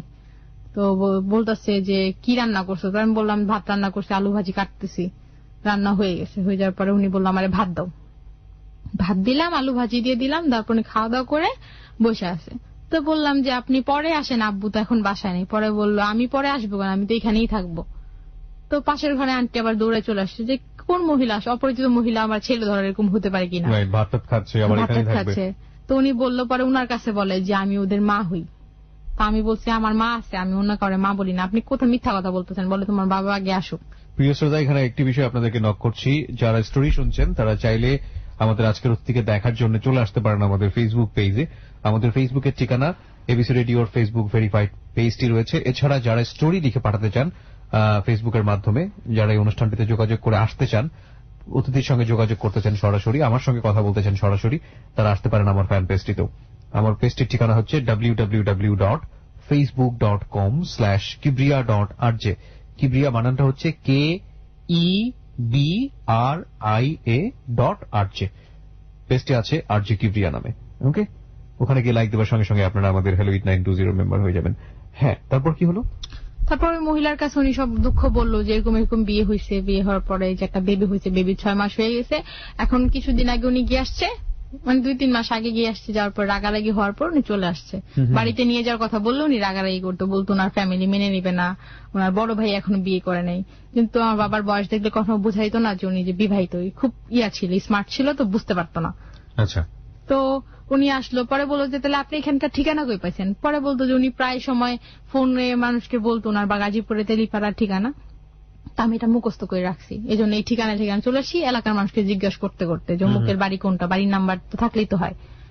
তো সারাদিন গেল, রান্না বান্না করলাম, আমি গোসল টোসল করলাম, বন্যা করলো, উনিও করলো, করে আমার আম্মুর কাপড় চোপড় পরলো, আমার আম্মুর কাপড় চোপড় উনি নিচ্ছে। তো আমি অনেক রাগারি হইতেছি, পাশের ঘরে আন্টি বললো যে পড়ুক, তোমার আম্মু তার এগুলা সব পড়বে না। পরে আমার বললো তোমার আম্মু কি জীবিত আছে? উনি আমাকে হঠাৎ করে একটা প্রশ্ন করলো, গোসল টোসল করে এসে বললো তোমার আম্মু কি এখনো জীবিত আছে? তো আমি বললাম আপনি কি বলেন, আমার আম্মু জীবিত মানে? বলে আমি শুনছি তোমার মা মারা গেছে আরো 5 বছর আগে। বললাম আমার মা মারা গেছে 5 বছর আগে, আপনাকে কি বললো? বলে তোমার আমাকে 5 বছর আগে আপনি কই ছিলেন? কারণ আমি এখানে, আমি তোমার বাবার সাথে যোগাযোগ ছিল, মানে অতটা ক্লোজ ছিল না। তো বললো তোমার মা নাকি মারা গেছে। আমি কি এটা মিথ্যা কথা, আমার মা মারা যায় না, আমার মা বাহিরে আছে। কোন দেশে আছে? মনে গেছে, সত্যি সব কথা বলে দিয়েছে, আমার মা বাহিরে আছে, বাড়ি বিক্রি হয়ে গেছে। পরে আমাদের সব টোটাল খোঁজ খবর উনি আমার কাছ থেকে নিল, বাবা কি করে না করে। তারপরে রাত্রেবেলা বাবা আসছে, ওই মেয়েটার নাম যে আমার সৎ বোনটার নাম ছিল বর্ষা। তো আসছে, আসার পরে বর্ষারে নিয়ে আসছে আমি কোলে করে। আমি বলি বাবা দেখো তো এটা কে? আমি এসে বাবাকে ডাইরেক্ট কিভাবে বলছি, বাবা বসা থেকে দাঁড়ায় বলতেছে ও কার সাথে আসছে? আমি বলি ওর মার সাথে আসছে, কয় ডাকে ওর মারে। তার সাথে বলে তুমি এত বড় সাহস, তুমি আমার না জিজ্ঞেস আমার বাসায় আসছো কেন? তো আমি বাবার বললাম যে বাবা তুমি, এটা কি হয় আমাদের? বলতেছি আমি খুব সাহস করে বাবার সাথে কথা, এটা কি হয় আমাদের? বলছে এটা তোমাদের মা হয়। কেমন মা? তোমাদের ছোট মা। ছোট মা বলতে তো ওনার সাথে আমার আব্বুর খুব রাগারাগি হয়, লাস্টে ওনাদের হাত পা উঠে যায়। বাবা ওনাকে একটা চড় মারে, উনিও বাবার একটা ধাক্কা মারে, তো মারামারি হয়। হওয়ার পরে রাত্রে ওনারা শুইছে সবাই, আমি বর্ষা বন্যা একসাথে শুইছে, আব্বু আম্মু ওই রুমে। হঠাৎ করে রাত্রে 2টা বাজে উনি ছুরি নিয়ে আসছে একটা, আমাদের 2 বোনকে গলা কেটে ফেলবে। ছুরি নিয়ে আসছে যে তোমার এই 2 মেয়ে থাকলে তোমার 2 মেয়ে নিয়ে তুমি বেশি করবে, এখন তোমার 2 মেয়ে মেরে ফেলবো, তাহলে তো আমার মেয়ে তুমি দাম দিবা। তখন আমার ঘুম ভেঙে যায়। রুমের মধ্যে এসে 2 জন চিল্লাচিল করছে, বাবা টের পায় উঠে এসে দেখে যে উনি মশারি খুলছে, আমার আর বন্যার গলার মধ্যে ছুরি মারবে, হাতে ছুরি নিয়ে আসছে, আমাদের ঘরে ছুরি ছিল। তো এরকম হইলো। হওয়ার পরে মানে ওই আন্টি, মানে তো আমি কখনো মা বলতাম না, ওনার নাম হচ্ছে রোমানা। তো বাবা ওনার আরেকটা চড় মারলো যে তোমার সাহস কত বড়, তুমি আমার মেয়েদের গায়ে ছুরি ধরতে আসছো, ছুরি তোমার গলায় তুমি মারো, আমার মেয়েদের মারবা কেন? তুমি দেখা করো নাই? তো ওনাদের মাঝখানে উনি কি বলে বিয়ে করছে সেটা তো তখন তো আমরা শুনি নাই। তো ঝগড়াঝাটি শুরু হলো। পরের দিন সকালবেলা হ্যাঁ নিচে রান্না করে সে, আমার কিছু ধরতে না, বলে তোমার কিছু ধরতে হবে না, তুমি আমাকে আগায় দাও, নিয়ে যাও, এগুলাই। উনি রান্না বান্না সবকিছু করে, আচ্ছা করো ঠিক আছে। তো উনি বাবা যতক্ষণ ঘরে থাকে তখন উনি পরের দিন থেকে আমাদের সাথে বিহেভ অন্যরকম। প্রথম দিন এসে খুব ভালো, তোমাদের এইটা হয় সেটাই। পরের দিন থেকে বন্যারা বলে যে আমার মেয়ের এটা করে নিয়ে আসো, বর্ষার এটা করো, বর্ষার ওইটা করো, ওরে ঘুম পাড়াও, ওরে একটু খাওয়াও। তো এরকম আমরা 2-3 মাস সহ্য করতেছি, এরকম চলতেছে। এর মধ্যে উনি একটু কষ্ট দেওয়া শুরু করলো, ওই যে বাবার নিয়ে উনি ব্যস্ত থাকে, বাবা ওনার নিয়ে এদিক সেদিক ঘুরতে যায়, বেড়াতে যায়। এই কাহিনীটার মধ্যে মা আর ফোন করে না, মা অনেকদিন পর ফোন করে, সেটা আমি রিসিভ করি। বাবা মাঝে মধ্যে মোবাইল দেখিয়ে কোথাও চলে যেত, রিসিভ করা, যেহেতু লন্ড্রিতে কাজ করতো, রিসিভ করতাম। রিসিভ করার পরে মারে আমি টোটালি কাহিনী বলি যে বাবা এই কাজগুলা করছে এই কয় মাসের মধ্যে। তো মা বললো তোমরা এখানে থাকবা না, চলে আসো। কিভাবে আসলে জীবনে কোনদিন গাড়িতে নিজে নিজে আপনার মা উঠি কোন নাই। দেশে ছিল? মালয়েশিয়াতে? জর্ডান ছিল। কি কাজ করতো? গার্মেন্টসে। গার্মেন্টস, ওখানেও গার্মেন্টস এর কাজ হ্যাঁ, করতো? ওখানে গার্মেন্টসে অপারেটরের ভিসায় গেছিল। আচ্ছা আচ্ছা। কিভাবে, তো মা বললো কি আমি এই ফোন নাম্বারটা তোমার এক খালতো ভাইকে দেবো। তো আমার খালতো ভাইয়ের নাম হচ্ছে মুন্না, আমার মেজো খালার মেজো ছেলে। মুন্নার সাথে যোগাযোগ হয়। মুন্না আমার বাবারে বলে যে খালু, বৃষ্টি বন্যারে তো অনেক দিন হয়েছে, বছরে গেছে, দেখি না, একদিন দেখতে আসি। বাবা চিন্তা করছে নর্মালি ভাবে যে ঠিক আছে দেখতে আসো। আসার পর একদিনও আসে। আসার পর আমাদের সবার পরিস্থিতি দেখে যায়। ও আসলে আসে যে আমাদের কিভাবে এখান থেকে নিয়ে যাওয়া যায় সেই রাস্তাটা করার জন্য এভাবে আসে। আইসা উনি ভাইঙ্গা বলে কথাটা। আচ্ছা। তারপর সে চলে যায়। চলে যাওয়ার পর আরেক দিন আসে, 2-3 দিন পর আরেকবার আসে, কিছু খাবার দাবার নিয়ে আসে আর বেশি করে টাকা নিয়ে আসে। আসার পরে খাওয়া দাওয়া হয়েছে, হওয়ার পরে মুন্না বলে যে বৃষ্টি বন্যা চলো তোমাদের এলাকাটা ঘুরে দেখি। তো বাবা বলতেছে দুপুরবেলা যে, বলে খালো আমি তো একটু পরে চলে যাবো। নিয়ে যে আমি খালি পায়ে ছিলাম, বন্যার পায়েও জুতো ছিল না, আমরা এই খালি পায়ে বাসা থেকে বের হয়ে যাই, মিথ্যা কথা বলে যে দেখতে যাই। এটা বলে আমরা দৌড়ে রাস্তা একটা ট্যাক্সি ভাড়া করি ডাইরেক্ট যাত্রাবাড়ি। ট্যাক্সি ভাড়া ছিল 500 টাকা। 500 টাকা চাইছে, 500 টাকাতে রাজি। ট্যাক্সি ড্রাইভার বলে যে কে যাবে? তো ভাইয়া তখনও সেও ছোট ছিল, বলে কে আমাদের চোখে লাগে না। বললার পর ট্যাক্সি ড্রাইভার হাসতেছে, আমাদের নিয়ে গেছে। নিয়ে যাওয়ার পরে খালার বাসায় যাই, যাওয়ার পরে গোসল টোসল করি। এদিক দিয়ে সেই আকবর হোসেন, তার সাথে আমার মার কন্টিনিউ যোগাযোগ আছে। সে আমরা যাবো, আমাদের জন্য জামা কাপড় কিনছে, হোটেল থেকে খাবার এনে রাখছে, মানে বিরিয়ানি টেনে পোলাটো এনে রাখছে। আমরা যাবো। দেখলাম বড় খালার বাসায় খুব ভালো আমাদের সম্মান হচ্ছে, খাওয়া দাওয়া হইতেছে, কথাবার্তি, কান্নাকাটি করলাম যে এতদিন অনেক কষ্ট করছি, লেখাপড়া হয় নাই, কিছুই হয় নাই। বাবা ওই দিন সারাদিন গাজীপুর আমাদের অনেক খোঁজাখুঁজি করছে, কোথাও পায় নাই। না পায়া সে রাতের 9টা বাজে যাত্রাবাড়ি চলে আসে। আসার পরে আমাদের পায় না। বড় খালা রুমে এসে বলে যে বৃষ্টি কই, বন্যা কই? বড় খালা বলে যে আছে, ওদের দিব না। পরে আমাদের সাথে কথা কাটাকাটি হয়, ওনারা বলে যে ঠিক আছে দিতে পারি, দিব কিনা না দিব তোমাদের মেয়েদের কথা শুনবা, তোমার মেয়েরা যদি বলে তোমার সাথে যাবে নিয়ে যাবা, যদি না যায় তুমি জোর করবা না। বাবা বলে ঠিক আছে। তখন আমি আর বন্যা রাস্তা ভৈরা চিন্তা করে যে বাবারে কেমনে না বলবো। তখন বন্যা বলে না, আমি বাবার সামনে এসে বলি আমি তো তোমার বড় মেয়ে, আমি তোমার কাছে যাব না, তুমি তোমার ওই মেয়ে নিয়ে থাকো, তোমার কাছে থেকে আমাদের লাইফ বরবাদ ছাড়া আর কিছুই হইব না। বলার পরে বাবা রাগ করে চলে যায় যে ঠিক আছে তোমরা আজকে থেকে আমার মেয়ে না, বলে সে কাজে পড়ে চলে যায়। আমরা এখানে থাকি। এখানে থাকার পর আমি 6-এ ভর্তি হই স্কুলে। 2007-এ আমার মা চলে আসে দেশে। জি। আমার মা দেশে চলে আসে। এর মধ্যে আমি মোটামুটি সাবালিকে হয়ে যায়, আমার বয়স 15 বছর হয়ে যায়। মা দেশে আসার পরে শুনছি যে আমার মার সেকেন্ড বিয়ে ওনার সাথে হয়ে গেছে। ওনারে আমি কখনো বাবা বলি নাই, আব্বুও বলি নাই, সবসময় মামা বলতাম। সেকেন্ড বিয়ে হয়ে গেছে মানেটা কি? মানে এটা কি আপনার অজান্তেই তারা করে ফেলেছে? হ্যাঁ, মানে আপনার বাবার মতোই কেস? হ্যাঁ। তখন তো ওনাদের তো আমার মেজো খালা বড় খালা ওনারা জানতো যে উনি বিবাহিত, ওনার একটা ফ্যামিলি অলরেডি আছে। আমার মা জানতো না। আচ্ছা আচ্ছা। মা উনি আমার মাকে হেল্প করতেছে কোন কারণে? একটা উদ্দেশ্য তো অবশ্যই আছে। উদ্দেশ্যটাই ছিল আমার মাকে বিয়ে করবে।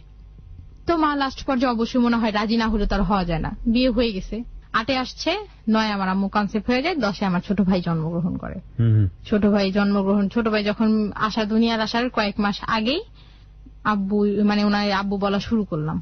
ছোট ভাই পেটে আসার পরে আম্মু আমাদের বন্যার একদিন কান্নাকাটি করে বোঝালো যে তোমরা যদি এভাবে মামা বলে ডাকো এলাকার মানুষ কি ভাববে। আমাদের ব্যাকগ্রাউন্ড তো জানা, সবাই জানে আমরা আকবর মিয়ার 2 মেয়ে। আচ্ছা আচ্ছা। এটা জানে। তো বলে, তো একদিন আম্মু বলে যে যদি আমার কথা শোনো তাইলে এটা বলতে পারো। তো বন্যা রাজি হয় না। আমি বলি যে ঠিক আছে বলবো, উনি যদি আমাদের লালন পালন করতে পারে, লেখাপড়া চালাতে পারে, ওনারা আমার আব্বু বলতে তো সমস্যা নেই, ডাকি তো দেবো। তা আমি ফার্স্ট ওনারা যেদিন আব্বু বললাম সেদিন উনি আমার দিকে প্রায় 1 ঘন্টা তাকায় ছিল। মানে আমি যেই করতে শুনি আমার দিকেই তাকায় আছে যে এই মেয়ে কোনোদিন আমার মামা ছাড়া আপনি ছাড়া কিছু মানে সে মানে আব্বু বলতেছে তুমি বলতেছে। উনি খুব আজব যে একদিন ওর মা কি বললো বলা ফেললো। আবির হলো জুলাই মাসের 4 তারিখে 2010-এ, ছোট ভাই। 8-এ ওঠার পরে 7-এ পরীক্ষা দিলাম, 8-এ উঠলাম। 8-এ ওঠার পর আমি 1 মাস ক্লাস করছি। 1 মাস ক্লাস করার পরে মা বলতেছে যে আমরা এই বাসায় থাকবো না। কেন থাকবো না? এ বাড়িটা ভালো না, কোন হিসাবে ভালো না, বাসা ভাড়াটা বাড়ায় ফেলছে। এই আব্বু আমাদের বুদ্ধি দিল যে তোমরা এক কাজ করে এখান থেকে বাসা ছেড়ে নারায়ণগঞ্জে চলে যাও। নারায়ণগঞ্জে নদীর ওপার, বাড়ি ভাড়া কম পাবা, আর ওখানে তোমার বোনের সাথে থাকতো। আমার একটা খালা আছে এখানে, যার সাথে থাকি আমরা। আমার আম্মুর 3 নম্বর বোন। আচ্ছা। এই বুদ্ধি দেয় বাবা, মানে আব্বু এই বুদ্ধিটা দেয় যে তোমরা ওইখানে চলে আসো। আচ্ছা। তো বাড়িওয়ালাকে আম্মু বলে, তো বাড়িওয়ালা বলার পরে বাড়িওয়ালা ঠিক আছে রাজি মানছে। চলে যাও, বাসা ভাড়া দিয়ে চলে যাও। তো বাসা ভাড়া দিয়ে একদিন 3টা ভ্যান লাগে আমাদের মাল সামানা নিতে, নিয়ে আমরা ওইখানে চলে যাই। তো যাওয়ার পরে ওইখানে যখন আমরা যাই আমরা একটা বাসা ভাড়া নিয়ে, আমার খালারা থাকে নিচতলায়, আমরা দিন 2তলায়। আমাদের বাসা ভাড়া 3000 টাকা। জি। 2টা রুম, একটা ডাইনিং রুম, একটা রান্নাঘর, একটা ওয়াশরুম। তো মিলে এইরকম 3000 টাকা ভাড়া। বললাম ফোন করে যে এরকম ভাড়া পাইছি, তো ভ্যানে একদিন আমরা চলে আসি। নভেম্বর মাসে আমরা ঢাকা ছেড়ে চলে যাই 2010-এ। ঢাকা ছেড়ে চলে যাও, ওইখানে ওই বাসায় উঠি। ওই বাসায় উঠার পরে ওই বাসায় ছিলাম।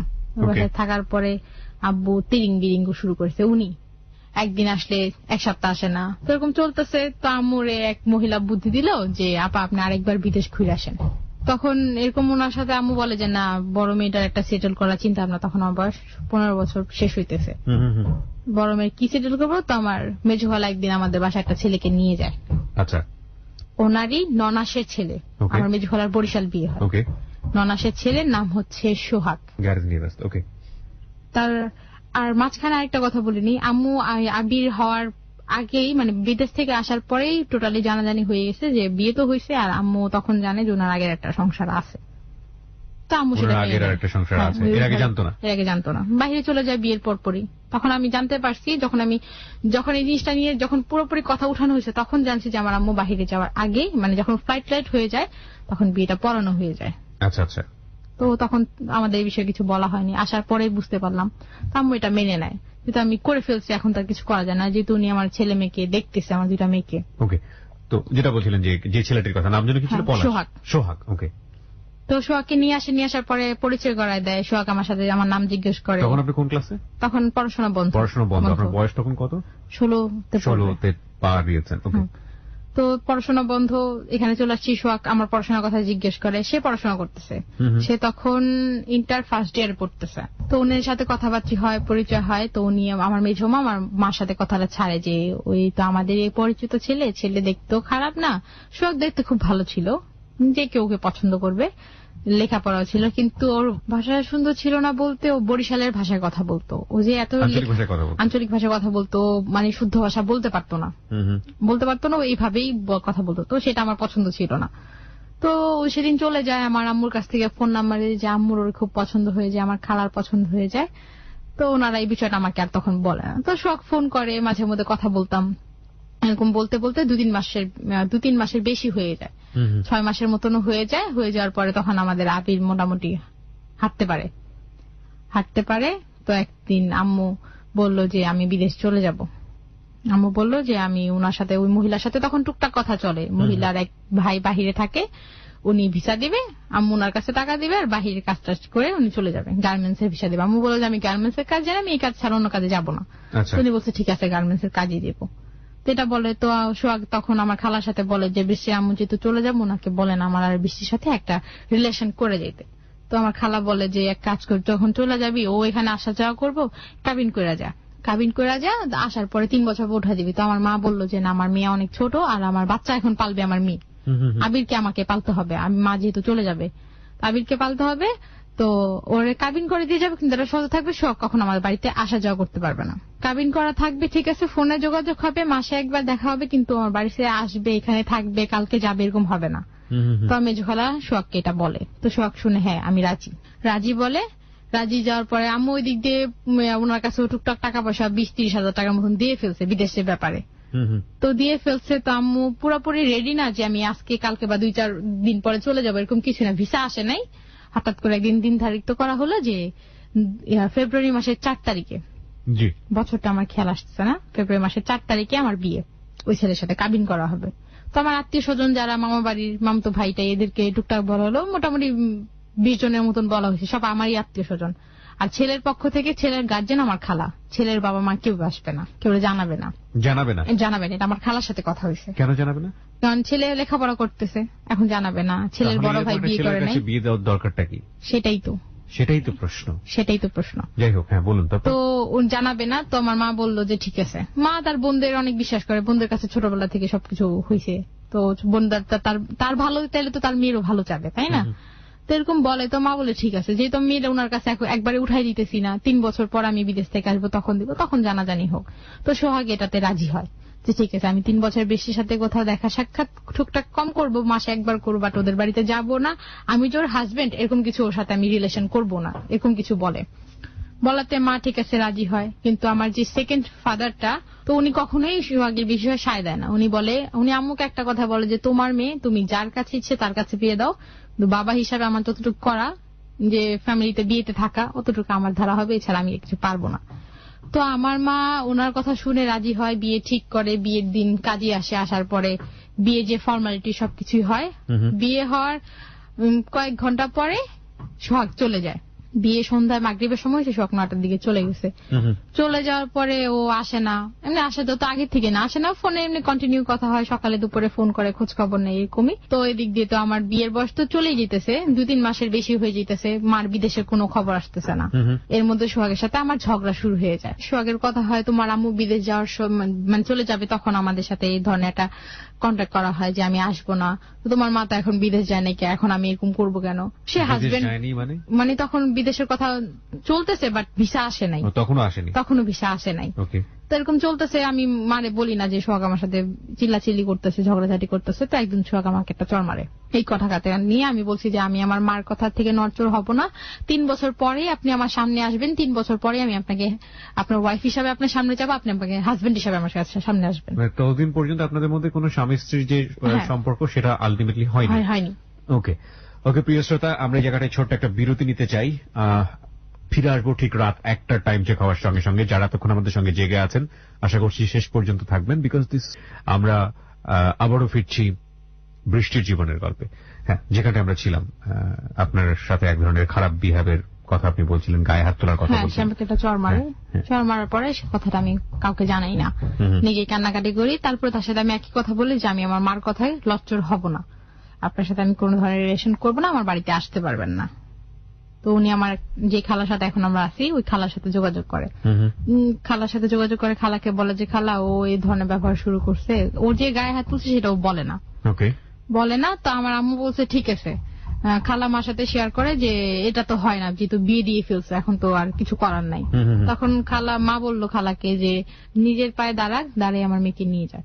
যেহেতু যখন আমার সাথে ওর সাথে বিয়েটা হয়ে যায় তখন ও পড়াশোনায় করে, ওর বাবা ওকে বরিশাল থেকে টাকা পাঠায়, ওই টাকা দিয়ে ও পড়াশোনা করে, মেসে থাকে, জানে না, ও কাউকে বলে না, ওর ফ্রেন্ডদের সাথেও শেয়ার করে না, বাস এটা ওর কাছে গোপনে থাকে। তো আমার খালা মা বললো যে আমি আমার মেয়েকে বিয়ে দিছি বেকারের কাছে, ঠিক আছে জেনে শুনে দিছি, কিন্তু ও যেহেতু দেখতেছে আমি এখনো যেতে পারতেছি না, আমার ভিসা আসতেছে না, ওর যদি আমার মেয়েকে নিয়ে যাওয়ার ইচ্ছা থাকে, ধরনের চিন্তা ভাবনা থাকে, তো নিজের পায়ে দাঁড়াক, চাকরি করে আমাকে নিয়ে যাক। তো খালা এই কথাটা আবার সোহাগের সাথে শেয়ার করে। তখন কি করতো? পড়াশোনা করতো। কিসে পড়তো? Inter first year. এরকম একটা ছেলের সঙ্গে আপনাকে বিয়ে দিল। ওকে। তো খালা ওকে এই কথাটা বললো যে সোহাগ তোমার শাশুড়ির সাথে কথা বলছি, তোমার শাশুড়ি আমার এই কথা বলছে। তো ও বললো যে ঠিক আছে আমি চিন্তা করে দেখবো। তো ও সে একই কাজগুলা করে যে কাজগুলো আমার বাবা করত, যে আমার জন্মদাতা পিতা করতো, যে আমি অফিসে যাচ্ছি কিন্তু কখনো আমাকে 1 টাকা দামে একটা সুতো কখনো দেয়নি, শুধু বিয়ের মার্কেটটা যতটুকু দরকার, বিয়েটা শাড়ি টুকটাক কসমেটিক্স এইগুলাই। তো আমি কখনো ওর কাছে কোনো চাইতাম না, আমার চাইতে ইচ্ছা করতো না, মার কাছে বলতাম মামা এটা লাগবে এটা লাগবে, ওর কাছে কখনো বলতাম না। তো ও বলতো যে বৃষ্টি আমি একটা চাকরি পাইছি। তো ঠিক আছে কিসের চাকরি এটা পরে বলবো। তো এরকম দেখতেছি ও আমাদের বাসায় আসতে চাইতেছে, আমার সাথে উনি একটা রিলেশন ঘনিষ্ঠ করতে চাইতেছে, বাট উনি কোনো ইনকাম করতে পারতেছে না, আমার কোনো খরচ দিতে পারতেছে না, কিছুই না। আমি খাচ্ছি মার উপরে, থাকতেছি সব মার উপরে আর এই আব্বুর উপরে। তো দেখতেছি প্রায় 1 বছরের মতো হয়ে যাইতেছে, 6 মাস পার হয়ে গেল। তো 6 মাসের মধ্যে আমাদের বাসায় কখনো আসেনি, যা হইতেছে ফোনে হইতেছে, আর দেখা হইলে এরকম হইতেছে যে আমি গেছি বা ও আসছে বাসায় না, আমার সাথে লোক গেছে, বন্যা গেছে বা আমার কোনো খালতো ভাইটাই গেছে, ছোট মোটো কেউ নিয়ে গেছি, ওইখান থেকে ও বিদায় হয়ে গেছে, আমি বাসায় চলে আসছি। তখন আমি মাকে বললাম যে মা তোমার ফ্যামিলি একটা ভুল করছে, তোমারে বিয়ে দিয়ে খোঁজ খবর না নিয়ে কোন ছেলে কোন বাড়ির ছেলে কি পরিচয় ভালো না মন্দ, আমারও সেই একই কাজ করলা। তো মা এই কথাটা শুনে আমার দিকে তাকায় বলল তুমি এই কথাটা আমারে বলতে পারলা? হ্যাঁ অবশ্যই, আমি আজও পর্যন্ত ভাই আমি জীবনে যে কয়টা কাজ করছি মার পারমিশন ছাড়া করি নাই, মারে জিজ্ঞেস করছি, মা সায় দিছে সেটাই করছি, মা যেটা বলছে সেটাতে রাজি হয়েছে। তো মা আমার বিয়ে ঠিক করছে, আমি রাজি হয়েছি। বলার পরে মা বলতেছে তাহলে এখন কি করবা? আমি বলছি এখন ওর সাথে আমার কোনো সম্পর্ক হয়নি, আমি ওর সাথে সম্পর্ক রাখবো না, এই জন্য কারণ ওর ভিতরে আমার বাবার কোয়ালিটি গুলো আমি দেখতেছি, মিথ্যা কথা বলা, ছলনা করা যেটা আমার বাবা করতো, কাজের প্রতি অলসতা, এগুলা বলাতে মা আমার ফ্যামিলির সাথে বোঝে যে আমার মেয়ে কথা বলতেছে। পরে সোহাগরা এসা বললো, কারণ আমার কথা শুনলে তো আর হবে না, দুই পক্ষের কথা শুনতে হবে। সোহাগ বলল যে আমি এখন চাকরি করব না, বিয়ে করছি, 8 বছর পর ওঠে না। মা বললো ঠিক আছে 8 বছর পর নিবে, 8 বছর তুমি আমার মেয়ের খরচ করবো দিবা না? ওর তোমার স্ত্রী বললো যে না, আমি 8 বছর ওরে 1 টাকাও দিতে পারবো না, যদি 8 বছর আপনার মেয়েকে অপেক্ষা করতে না পারেন তাহলে আপনার অন্য কোথাও বিয়ে দিয়ে দেন। ওইটা বললো। তো সোহাগের সাথে ওদিন আমার শেষ কথা। তারপর সবাই চলে গেল, আমিও চলে আসলাম। তো রাস্তার মধ্যে বললো, বৃষ্টি তোমার সাথে আমার একটা কথা আছে। কি কথা? দাঁড়াইছি। বললো, তোমার থেকে একটা বাজে মেয়ে অনেক ভালো, এভাবে এই কথাটা বললো। ওকে, তোমার মতো স্ত্রী থাকার চেয়ে একটা বাজে মেয়ে থাকা অনেক ভালো। এই কথাটা বলার পরে আমার হাতটা ধরে, ইচ্ছে করে হাত ধরে জোরে ঝাড়ি মেরে ফালাই দিই, এটা বলে যে আজকে তোমার সাথে আমার শেষ দেখা, শেষ কথা, যদি পারো ডিভোর্স লেটারটা দিয়ে দিও। কারণ ও দিলে ওর কাবিন নামাটা দিতে হবে, 4 লাখ টাকার কাবিন ছিল, কাবিনের কাগজও কখনো উঠানো হয়নি। আমি বললাম যে ঠিক আছে। বলার পরে চলে আসছি বাসায়। আসার পরে এই যে ওর সাথে যোগাযোগ বন্ধ হয়েছে, ওর সাথে যোগাযোগ বন্ধ হওয়ার পরে ওর সাথে কোনো যোগাযোগ নাই, আম্মুর বিদেশে কোনো খবর নাই। 3 মাস পর হঠাৎ করে ওই মহিলা এসে বলল যে আপনার ভিসা আসছে। কিসের ভিসা? আমার মাকে বলছে কিসের ভিসা? আপনার গার্মেন্টস এর ভিসা আসছে। ঠিক আছে, গার্মেন্টস এর ভিসা, মেডিকেল করতে হবে। তো আম্মুকে বলতেছে গার্মেন্টস এর বিষয়ে যেতে হলে আপনাকে ভাষা শিখতে হবে। তা আম্মু সেটা ডাউট করলো যে ভাষা শিখতে হয় শুধু বাসার কাজে গেলে, হাউস ভিসায় গেলে ভাষা শিখে যেতে হয়, যেমন ওই আসবাবপত্রের নাম, খাবারের নাম, পেঁয়াজের নাম, আলুর নাম, এগুলো শিখতে হয়। তো মারে উনি বুঝাইলো যে নতুন নিয়ম করছে সরকারে। মা বললো আমি অনেক আগে বিদেশ ছেড়ে আসছি, করতেও পারে, মা এমনি লেখাপড়া একটু কম জানে, এইসব বিষয় কিছু বুঝে না। তো ঠিক আছে শিখবো। মিরপুর 1 নম্বরে যে ভাষা শিখতে হবে, টেকনিক্যাল যে অফিসটা আছে ওইখানে ভাষা শিখায়, বিদেশি ভাষা। তো এর মধ্যে আমার আম্মু ওইখানে যাওয়া আসার পথে আমাদের নারায়ণগঞ্জ থেকে বন্দর যেতে হলে নৌকা পার হয়ে যেতে হয়। তো নৌকা একদিন পার হতে যে আমার মার বুকে একটা আঘাত পায়, নৌকার বৈঠার সাথে বাড়ি খায়। বাম পাশের বেস্টের মধ্যে বাড়ি খাওয়ার পরে আম্মু একটু ব্যথা পায়। ব্যথা যাওয়ার পর এটা বাড়িটা একটু জোরে লেগে গেছে, যেহেতু এখানে রক্ত জমাট বেঁধে গেছে। আম্মু এটা আর বোঝে নাই, ব্যথা করতো না, পা এক্সট্রা খাইতেছে, কমতেছে, আর ভাষা শিখতেছে। ভাষা শিখা টিকার পর ওনারা আবার মেডিকেল করবে। মেডিকেল করার পরে এক্সরে করলো, এক্সরেতে ধরা পড়লো যে আমার আম্মুর বাম সাইডের বেস্টে একটা দাগ আছে। কিসের দাগ? ব্লাড জমা আছে। তো এর মধ্যে ভিসার ডেটও কম আসছে, ভিসার খুব অল্প সময় নিয়ে আসছে ভিসা, তাড়াতাড়ি যেতে হবে। তো ওই মহিলা আম্মুরে বুদ্ধি দিল যে আপনি 10,000 টাকা দেন, 10,000 টাকা দিলে আমরা ওনাকে যদি 10,000 টাকা দিয়ে দিই তাহলে আপনার এটা ওকে করে দিবে, আপনার রিপোর্টটা নেগেটিভ করে দিবে যে আপনার কোনো সমস্যা নাই। আচ্ছা আচ্ছা। ব্যথাটা কমছে, রিপোর্টও ঠিক আসছে, ফ্লাইট চলে আসলো ঘুষ দিয়ে। হ্যাঁ, ঘুষ দিয়ে ফ্লাইট চলে আসলো। ফ্লাইট হলো সেপ্টেম্বরের 12 তারিখে ফ্লাইট, 2014। তো তখনও আম্মু জানে যে আম্মু গার্মেন্টস এর বিষয়ে যাচ্ছে। যখন টিকেটের মধ্যে কিন্তু নাকি লেখা থাকে যে সে কোন কাজ যাচ্ছে, কিসে যাচ্ছে, ঠিকানা নাকি সব লেখা থাকে। আচ্ছা। তো আম্মু ওই প্লেনে উঠলো, ওইটা পড়লো, পড়ে আম্মু পুরাটা বুঝে নাই কা। তো এখানে পৌঁছাইলো, যে দালাল দিয়ে গেল, ওই দালাল ওই দেশেই থাকে। ওনার কাছে গেল, উনি আম্মুকে না যাওয়ার কয়েক মিনিট পর, মানে ওই দেশে বিমানবন্দরে নামার পরে জাস্ট আম্মুর হাইটে আসতে ওনার সামনে যতক্ষণ লাগছে, একটা ট্যাক্সি ভাড়া করলো, ডাইরেক্ট একটা বাসায় এনে দিয়ে সব বললো। আম্মু ওনাকে দেখে বলছে যে ভাইয়া দাঁড়াই। উনি বলছেন আমাকে গার্মেন্টস এ দিচ্ছেন অপারেটরের ভিসায়, আপনি আমাকে এই বাড়িতে দিয়ে গেলেন কেন? বলে উনি জানতো না যে উনি যার কাছে বলছে উনি ছলনাটা করছে। আচ্ছা। উনি বললো না তো, আমি আপনাকে তো গার্মেন্টস এর বিষয়ে কখনোই বলিনি আনবার, গার্মেন্টস এর বিষয়টা এখন বন্ধ। তা আম্মু এখন কি করবে? আর উনি বললো যে এখন কিছুই করার নেই, আপনি কাজ করেন, বাসায় দেশে যোগাযোগ করেন আর উনাকে বলেন কি হবে। তা আম্মু ওই বাসায় ঢুকলো, যার পরে এখানে ওই ভাষাটার সাথে সব তো শিখেই গেছে, যার পর এখানে কাজ করতেছে 2-3 মাসের মতন। 2 মাস পরে আম্মু ফোন করছে আমাকে, কোরবানি ঈদের পরে ফোন করে, সেপ্টেম্বরে যাওয়ার পরে কোরবানি ঈদের পরে ফোন করে। ফোন করে বলে কান্নাকাটি, অনেক কান্নাকাটি করে। তো আম্মুর কান্না শুনে আমি নিজেও কান্না করি যে মা কি হয়েছে। পরে বলে যে তুই মহিলার কাছে যে বল যে উনি মিথ্যা কথা কেন বললো, আর আমি উনার কাছে বিশ্বাসে আসছি যে উনি আমাকে গার্মেন্টসের বিষয় দিবে, যেই কাজ আমি জানি, যে কাজ আমি শুরু থেকে করে আসছি, উনি আমার বাসা বাড়ির কাজে কেন দিল। তখন ওনার কাছে আমি যাই বললাম যে আন্টি আপনি এই কাজটা কেন করছেন, আপনি আমার মার সাথে মিথ্যা কথা বলছেন। ঠিক আছে, আপনি আমার মারে বলতে পারতেন যে ভাই এই বিষয় নাকি এই বিষয় আছে, তুমি গেলে যাও, না গেলে না যাও। বলে তোমার মারে আমি বলছি, তোমার মা মনে হয় ভুলে গেছে। আমি কি এটা কেমন কথা বলেন? একটা মানুষ একটা কাজে যাইতেছে, সেটা সে ভুলে যাবে? ওইখানে যায় তার মনে পড়ে গেছে। পরে উনি বলে ঠিক আছে, গেছে তো গেছে। উনি আর কথা কাটায়, উনার কাছে গেলে উনি অনেক ব্যস্ততা দেখায়, অনেক কথাবার্তি কাটায় দেয়। এমনি বাসা বাড়ির কাজে বিদেশ যেতে লাগে মাত্র 15,000 টাকা, উনি আমার আম্মুর কাছ থেকে 85,000 টাকা নিছে। দেওয়ার পরে আম্মুর এখানে 2-3 মাস হয়ে যায়। ওনার আম্মুকে ফোন করতে দেয় না দেশে, আম্মুকে ফোন করতে দেয় না, আম্মুকে অনেক কাজ করায়। রাতে বাংলাদেশে রাতে 2টা পর্যন্ত কাজ করায়, আর গোসল করতে দেয় না। বাঙালি বেশি পানি নষ্ট করে, গোসল করতে দেয় না, ভাত খেতে দেয় না, রুটি খেতে দেয়, আর ওদের দেশে যে ধরনের খাবার আছে ওইগুলো খেতে, যেগুলো আমার আম্মু খেতে পারে না। অভ্যাস নেই খেয়ে আমার আম্মু এখানে অসুস্থ হয়ে যায়। এক হচ্ছে না খাওয়া, আবার ওই বুকের ব্যথাটা দেখা দেয়। আমরা এসব এ ধরনের কিছুই জানি না যে আম্মুর এত কিছু এখানে হইতেছে। এদিকে আব্বু আমাদের বাজার সদাই দিতেছে ঠিক মতন, উনি আসতেছে সপ্তাহে একদিন 15 দিন একদিন, যা যা লাগতেছে দিতেছে, আবিরকে দেখে দিতেছে, যেহেতু ওনার এখানে আসার উদ্দেশ্য একটা মাত্র ছেলে ওনার এখানে, আমাদের কোনো ব্যাপার না। ঠিক আছে, উনি এইভাবে আসতেছে। আজ জিজ্ঞাসা তোমার আম্মু ফোন করে কিনা, আম্মু শুধু 6 মাসের মধ্যে আমার শুধু 2 দিন না 3 দিন ফোন করছে বিদেশ থেকে। ওনাকে ফোন করে, উনি যে মোবাইল নিয়ে গেছে ওইটা ওনারা কেড়ে নিছে, যে ফোন নাম্বার নিয়ে গেছে ওইটা ওনারে ধরতে দেয় নাই। তা আম্মু এরকম কষ্ট হইতেছে, তার আম্মু এখানে কি করে, ওইখান থেকে ওইখানকার হেড অফিসে চলে যায় যেখান থেকে ওনাকে আনা হয়েছে। ও অফিসে যোগাযোগ করে যে এই তো জর্দানি আমার সাথে এই ধরনের ব্যবহার করতেছে। তো উনি আমার আম্মুর নামে অনেক মিথ্যাবাদী কথা বলে। তা আম্মু ওই দেশের ভাষা বোঝে দেখে আম্মু উত্তর দিতে পারছে।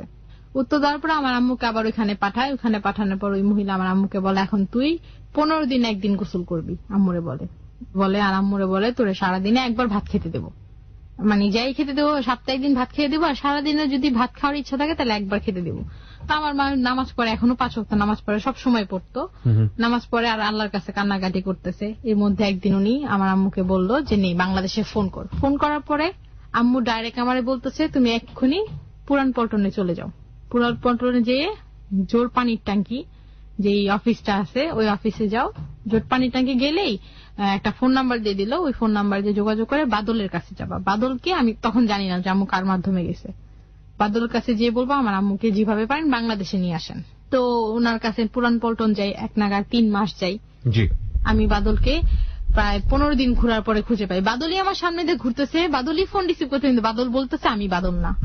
সেই বলতেছে তার সাথে দেখা হয়েছে, সে বলতেছে বাদল সাহেব এখানে আমি ওনার অ্যাসিস্ট্যান্ট। তারপর আমি ওনাকে একটা চড় মারি। যখন জানতে পারছি যে সেই অরিজিনাল বাদল, ওনাকে আমি একটা থাপ্পড় মারি।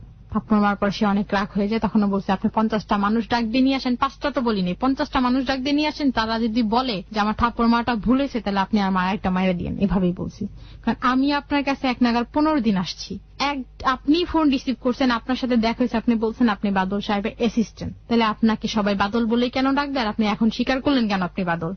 এখানে আপনাদের চলছেটা কি? আমার মার জীবনটাকে আপনারা নষ্ট করে দিবেন? আপনারা বিদেশ নিয়ে গেছেন কেন? মিথ্যা রাষ্ট্র কেন নিছেন? এগুলা বলতে বাদলই ওইখানকার দালালের সাথে যোগাযোগ করে যে ওনার মেয়ে এসে অফিসে অনেক চিল্লাচিল্লি করতেছে। উনি আমার একদিন ফোন করে, আমি মোবাইলে 2000-3000 টাকা নষ্ট করি প্রতিদিন, 500-600 টাকা করে রিচার্জ করি মোবাইলে।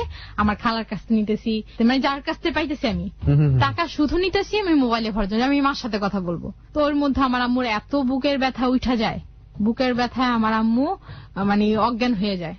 অজ্ঞান হয়ে যাবো, ওইখানকার হাসপাতালে নিয়ে যান, নিয়ে অনেক আল্ট্রাসাউন্ড করে, সবকিছু করার পর ধরা পড়ে না বেস্টে সমস্যা আছে, টিউমার আছে। এটা শুনে ওইখানকার মহিলারা বলতেছে যে তুমি এখন গুরুতর অসুস্থ, তোমার এদের কোনো কাজও করানো যাবে না, তুমি দেশে চলে যাও। তো আমার আম্মু বলতেছে আমি যে আপনাদের এখানে এতদিন ধরে আসছি, আপনারা কোনো বেতনের কথা বললে বলেন যে একবারে দেবো, একবারে দিব, 2-3 মাসের একবারে দিব, তুমি একবারে দেশে পাঠাবা। তো আমি তো দেশে ঋণ করে আসছি, আমি ঋণ কিভাবে দেবো? বলছে তোমার যদি এখন সমস্যা নিয়ে যাইতে হয়, তোমার এই বেতনের টাকা আমার কাছে জমা আছে, 6 মাসের টাকা দিয়ে তোমার নিজে টাকা দিয়ে টিকিট কেটে তোমার বাংলাদেশে যেতে হবে। তো মা বলতেছে যে আমি আপনাদের এখানে কাজ করলাম, 6টা মাস কাজ করছে, আমি অসুস্থ হয়েছি, আমার বেতনের 1 মাসের বেতন টাকা তো আমার হাতে নিয়ে যাওয়া উচিত। তো ওনার আম্মুর তাহলে আসতে দেবে না, বলতে তুমি ব্যথা থাকুক আর যাইতে হবে তোমার, তাহলে 3 বছর শেষ করে যাও। আমি বলতেছে আমি 3 দিন টিকতে পারবো কিনা সন্দেহ আছে, আমি 3 বছর কিভাবে থাকবো এত বড় সমস্যা নিয়ে। তো আম্মুকে 6 মাসের বেতন দিয়ে টিকিট কেটে বাংলাদেশে পাঠাইবো, ওটা আমাদের বলে না।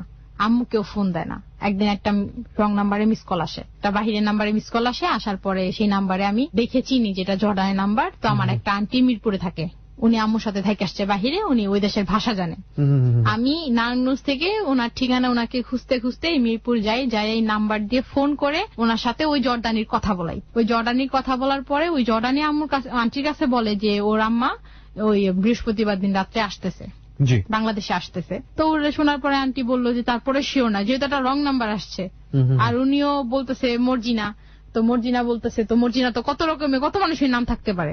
তারপরে আম্মু কি করে, ফোন করে না। আম্মু যখন এয়ারপোর্টে চলে আসে, ওনারা যখন এয়ারপোর্ট পর্যন্ত দিয়ে চলে আসে, তখন আম্মু একজনের কাছ থেকে মোবাইল চেয়ে ফোন করে বাংলাদেশে। ফোন করে শুধু বলে যে আমি এতটা বাজে আসতেছি, আমার ফ্লাইট, আমার রিসিভ করতে আইসো। বইলা আম্মু প্লেনে উঠে যায়। উঠে যাওয়ার পর আমি আব্বুরে ফোন করে বলি যে আব্বু আম্মা এতটা বাজে আসতেছে, তোমার যা নিয়ে আসতে হবে। তারপরে ওই আন্টি, যে আন্টি এতটুকু হেল্প করে, সেই আন্টি আব্বু দুজন যে এয়ারপোর্ট থেকে নিয়ে আসে, এয়ারপোর্ট থেকে আম্মু যখন আসে, আম্মু তো জঘন্য কালো, তো দেখা যাইতেছিল এত শুকনা ছিল, আর একটা বেস্ট ওনার ফুলে অনেক বড় হয়ে গেছে ব্যথা। উনি 2 হাতে বেস্ট চাপা দিয়ে মানে এয়ারপোর্ট থেকে বের হইতেছে, আর টলি কোন রকম টানতেছে, শুধু ওনার যে কাপড় চোপড় নিয়ে আসছে ওইগুলো, আর ওইখানকার একটা সুতো মানে নাই, আনার পর ওইগুলো ফালে আম্মু পড়ে গেছে। তো আব্বু সিএনজি নিয়ে গেছিল, সিএনজি করে বাসায় আসলো। আসার পরে আম্মু দেখলো আমি রান্না করতেছি, আমি আম্মুরে দেখে অজ্ঞান হয়ে পড়ে গেছি যে আমার মা কি গেছে, কি হয়ে আসছে। আমি রান্নাঘরে ভাতের মার গালতে যে ভাতের পাতিলা কই পড়ছে জানি না, আমি অজ্ঞান হয়ে পড়ে গেছি। তো আমাকে উঠাইছে, উঠায় ঠিকঠাক করলাম। আম্মুরে দেখে কান্নাকাটি সবাই যে কি মহিলা কি হয়ে গেছে। তো আম্মুর বেস্টের প্রবলেম। তো আব্বুকে বললাম, এই আব্বুকে যে আম্মুর বেস্টের প্রবলেম, এখন কি করবা? তা আব্বু বলতেছে এটার কোনো সমস্যা না, এটা হোমিওপ্যাথি খেলে ঠিক হয়ে যাবে, এটা বলতেছে। তো হোমিওপ্যাথি খেলে ঠিক হয়ে যাবে। তো হোমিওপ্যাথি ডাক্তারের কাছে কিন্তু রোগীকে নিয়ে যাওয়া উচিত। আমার সমস্যা আমি ডাক্তারকে বুঝাই বলবো। আরেকজন কিন্তু বললে সেই ডাক্তার তার ভাষায় বুঝবে, কিন্তু কারণটা বুঝবে না, কোথায় ব্যথা, কিরকম ব্যথা। তো সে কি করে, আম্মু বেস্ট দেখাবে আরেকটা ডাক্তারের কাছে, যে এরকম কিছু চিন্তা করে, নেগেটিভ চিন্তা করে, করার পরে আম্মুকে নেয় না। উনি যাই ওনাদের কাছে প্রকাশ করে যেভাবে ওনারা ভাবে যে ওনার বেস্টে একটা ফোড়া হয়েছে। আচ্ছা আচ্ছা। ফোড়া পাকানের ওষুধ দেয়, ভিতরে এটা পেকে যাওয়ার পরে আম্মু ব্যথায় টিকতে পারতেছে না, এমন জোরে জোরে কান্নাকাটি করতেছে, কি করলে কান্না থামবে, ব্যথা থামবে, কিছুই করতে পারতেছে না। তখন আমাদের পাশের বাড়ির একটা আন্টি, উনি আম্মুরে বলে যে তোমার নিয়ে আমি চলো খানপুর হাসপাতাল যাই, নারায়ণগঞ্জ খানপুর হাসপাতাল, সরকারি হাসপাতাল, ওইখানে যায়। ওইখানে যাওয়ার পরে টিকিট কাটে যে বেস্টের সমস্যা, তো ওইখানে বেস্টের যে সার্জারি ডাক্তার আছে ওনার কাছে টিকেটে যা লিখে দেয় সেখানে তো যেতে হয়। ওইখানে গেল, ডাক্তার দেখে বললো যে এখানে আপনাদের সাথে কি কথা বলবো, অনেক রোগী আছে, কার্ড দিয়ে দিলাম, আমার চেম্বার আসবেন। ওনার চেম্বার হচ্ছে নারায়ণগঞ্জ ডন চেম্বার। ওইখানে গেল আম্মু বিকালে যাওয়ার পর উনি আমার আম্মুরে বললো আপনি আগেই কয়টা টেস্ট করে নিয়ে আসেন। তা উনি আমার আম্মুর বেস্ট দেখে বুঝতে পারছে যেখানে প্রবলেম আছে, যেহেতু একটা ছোট একটা বিশাল বড়। তো তখন টেস্ট গুলা করতেছে যে এখান থেকে প্রয়োজন বের করে টেস্ট করবে। তো এই টেস্ট গুলা করছে, এই টেস্টের রিপোর্ট গুলো উনি আমাদের দেন, ওনাদের সাথে ফোনে কানেকশন, অফিস থেকে বলে দিছে যে এই প্রবলেম হয়েছে, ওটা আমাদের আর বলে নাই। আর আম্মুরে বললো যে আপনি আজকে বাসায় যান, 1 সপ্তাহের ভিতর যদি আপনি অপারেশন না করেন তাহলে আপনার সমস্যা হবে। এখন বাসায় আসছি, আসার পরে কিছু করার নেই, বাস্তব হলে এখন ডাক্তারের কথা শুনতে হবে, টাকা জোগাড় করতে হবে। আসার পরে আম্মু এসে সবার কাছে কান্নাকাটি করে বললো যে আমি অপারেশন না করে আমি আসলে আমার যে ব্যথা করে আমার মনে হয় এই ব্যথা আমার দম বন্ধ হয়ে যায়, যেহেতু আমি বাঁচবো। তো এটা শুনে আমি সবার কাছে বলি যে আমার মারে বাঁচাইতে হবে। পরে আমার আত্মীয় স্বজনের সবাই যে যা পারছে সবাই মিলা প্রায় 35,000 টাকা দিছে, আর 5,000 টাকা আমার আব্বু ভরছে। তো অপারেশন ডেট দিল 30 তারিখে, 27 তারিখে 29 তারিখে ডেট দিল। সেদিন রাত্রে গেলাম, কিন্তু আম্মুর টেনশনে প্রেশার বাইরে গেছে, এই জন্য অপারেশন হয়নি। সকালবেলা হবে, 30 তারিখে সকালবেলা হবে। আর আম্মুকে 1 ব্যাগ রক্ত লাগবে, রক্ত আমার এক খালতো ভাই দিছে। আব্বুকে রক্ত দেওয়ার কথা বললাম, আব্বু বলতেছে যে তোর মায়ের রক্ত দিব, তোর মায়ের রক্ত দেবার আমি মরবো নাকি, উনি কথা বললো। তো উনারা আমি আর হাসপাতালে লোকের সামনে এত কথা বলি না যে কেন রক্ত দিবা না, তো প্রশ্ন করি, যেহেতু এক কথা উত্তর দিছে। তো খালতো ভাইরে ফোন করে বললাম, ও রক্ত দিছে, তো সকালবেলা অপারেশন হবে। তো অপারেশন থিয়েটারে ভাইয়া আমি লাকি মনে করি যে আমি ওখানে ছিলাম, কিভাবে অপারেশন হয়েছে আমি এটা দেখছি। একটা কারণ ছিল যে আম্মুকে অপারেশন থিয়েটারে ঢোকার পরে অপারেশনে যখন এটা কাটা হলো, উপরে চামড়াটা যখন কাটা হয়েছে, তখন ডাক্তার বলতেছে ওনার রক্ত লাগতে পারে, যেহেতু ব্লিডিং শুরু হয়ে গেছে, অনেক রক্ত যেতেছে। রক্তটা সারারাত্র ফ্রিজে ছিল, আর ঠান্ডা রক্ত তো শরীরে পুশ করা যায় না, তো রক্তটাকে গরম করতে হবে। তো আমার ঢাকায় নিয়ে এসে জুনার একজন গার্জিয়ান আসেন, তো আব্বু নিচে ছিল, আমি উপরে আসছি। আসার পর রক্তটা আমার পেটের সাথে বেল দিয়ে বাইতে দিল, যে আমার শরীরের গরমে যাতে রক্তটা তাড়াতাড়ি গরম হয়, এই জন্য আমাকে অপারেশন থিয়েটারে সাইডে মানে ভেতরেই এক সাইডে দাঁড়া করালো। তো উনি আমার সামনে অপারেশন করছে। তো উনি আমাদের সাথে কারোর সাথে বলেনি ডাক্তার যে আপনার আম্মুর একটা বেস্ট আমরা কেটে ফেলবো, এই ধরনের কিছু বলছে টিউমার বের করবো। তো টিউমার বের উনি আমাদের বলার দরকার ছিল যে একটা বেস্ট কাটতে হবে, ওনার প্রবলেম বেশি হয়ে গেছে।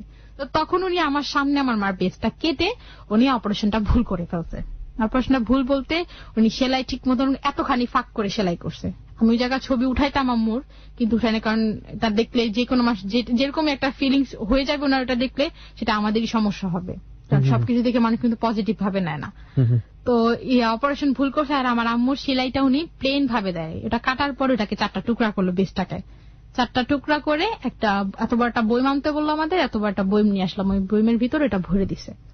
ভরে দেওয়ার পরে ওটা বলছে আমাদের একটা পরীক্ষা করতে, যেটা টেস্ট করতে 2500 টাকা লাগবে। তা আব্বু ওনাকে 1500 টাকা দিয়ে আসছে, যে আমি রিপোর্ট নিব 1000 টাকা দিয়ে। তো ওনারা বলছে রিপোর্ট আপনারা এখানে কাউন্টারে টাকা জমা দিলে রিপোর্ট আমরাই দিয়ে যাবো, আপনারা আসতে হবে না। আমাদের কোনো টোকেন দেয় নাই, কিছু দেয় নাই, যা দিছে ওনাদের হাসপাতালের লোকের কাছে দিছে। তো আমার আম্মুর অপারেশনের দরকার ছিল যে একটা সেলাই সাথে একটা সেলাই নর্মাল ভাবে সেলাই দিবে, যাতে এখানে খাওয়া দাওয়া করলে বা স্বাস্থ্য বাড়লে যখন দুইটা সমান হয়ে যায়। আমার আম্মুর এমন ভাবে অপারেশন করছে যে উপর দিয়ে এমন এখন ওই জায়গাটা আলু হয়ে আছে আর ভেতরে কিছুই, মাঝখানে কিছুই নাই, হাড্ডির সাথে মেলাই ফেলছে, নিচে আর উপরের অংশের কোনো মিল নাই। আর এমন মোটা মোটা সেলাই করছে, আর আমার আম্মু মোটা মানুষ তো চামড়া ভারী করে সেলাই, 4 পরল দিয়ে সেলাই করছে। পরীক্ষা করার পর ধরা পড়ছে যেটাকে 4 পরল করে সেলাই করছে। ডাক্তার অপারেশন ভুল করছে, তো সেলাই করার পরে বললো আপনারা 10 দিন পরে আসবেন। 10 দিন পরে গেলাম, যার পর উনি সেলাই কাটলো, বলতেছে শুকায় নাই, তখন সেলাই শুকায় না। উনি বলতেছে যে আপনারা পপুলারে চলে যান, নারায়ণগঞ্জ পপুলার ডায়াগনস্টিক সেন্টারে চলে যান, 10 তলায় যাবেন ডাক্তার শামসুন নাহারের কাছে।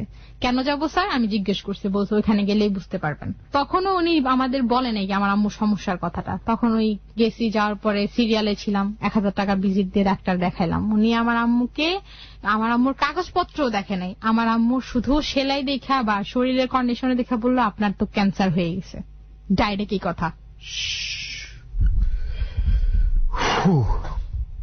আমরা এই পর্যায়ে ছোট্ট একটা বিরতি নেব প্রিয় শ্রোতা। আপনারা যার জীবনের গল্প আজকে শুনছেন ও বৃষ্টি, কিন্তু ওর সঙ্গে জড়িয়ে থাকা ওর মায়ের জীবনের গল্প এবং ওর জীবনের গল্প। ওকে, যেখানটায় আমরা ছিলাম, আপনি বলছিলেন যে একদম আপনার মাকে সরাসরি দেখে আপনার মার সামনে, আমার মার সামনে বললো যে আপনার মার ক্যান্সার হয়ে গেছে, আপনার তো ক্যান্সার। এটা শোনার পরে আমিও কান্নাকাটি শুরু করে দিলাম, আমার মাও অঝরে কান্নাকাটি করতেছে যে এটা কি বললেন। তা আমি ওনাকে প্রশ্ন করলাম যে আপনি তো পেপার কিছুই দেখলেন না। বললো আমার কিছু দেখতে হবে না, আমি ওনাকে দেখিয়ে বুঝতে পারছি। তো আমি তখন ডাক্তার সম্বন্ধে কিছু বুঝি না, আমার তো ওনাকে বেশি প্রশ্ন করা উচিত না। তো উনি এগুলা বলার পরে আম্মুকে বললো যে ভয় পাওয়ার কিছু নেই, আপনাকে কেমোথেরাপি দিতে হবে। তো কেমোথেরাপি কিভাবে দিবেন, কত টাকার মধ্যে দিবেন? বললো আপনাকে কেমোথেরাপি দিতে হবে এক একটা 6000 টাকা করে ফার্স্ট টাইম, আর 6টা কেমো দিতে হবে। 6টা কেমো দেওয়ার পরে আপনাকে পরে কি করা যায় দেখা যাক। তো আমি বললাম যে ঠিক আছে আমার মায়ের আমি কেমোথেরাপি দেবো। তো আমাকে ওষুধ লিখে দিলাম। আমি ওষুধ নিতে আসতে হইতো এখানেই পিজি হাসপাতালের এখানে ওষুধ বিক্রি করে নাচ ফার্মাতে, ওইখানে ওষুধ বিক্রি করা, এখান থেকে ওষুধ নিয়ে যাওয়ার পর মিনিটে আম্মু শরীরে পোষ করে 5টা স্লাইন লাগে দিতে, 8 ঘন্টা সময় লাগে।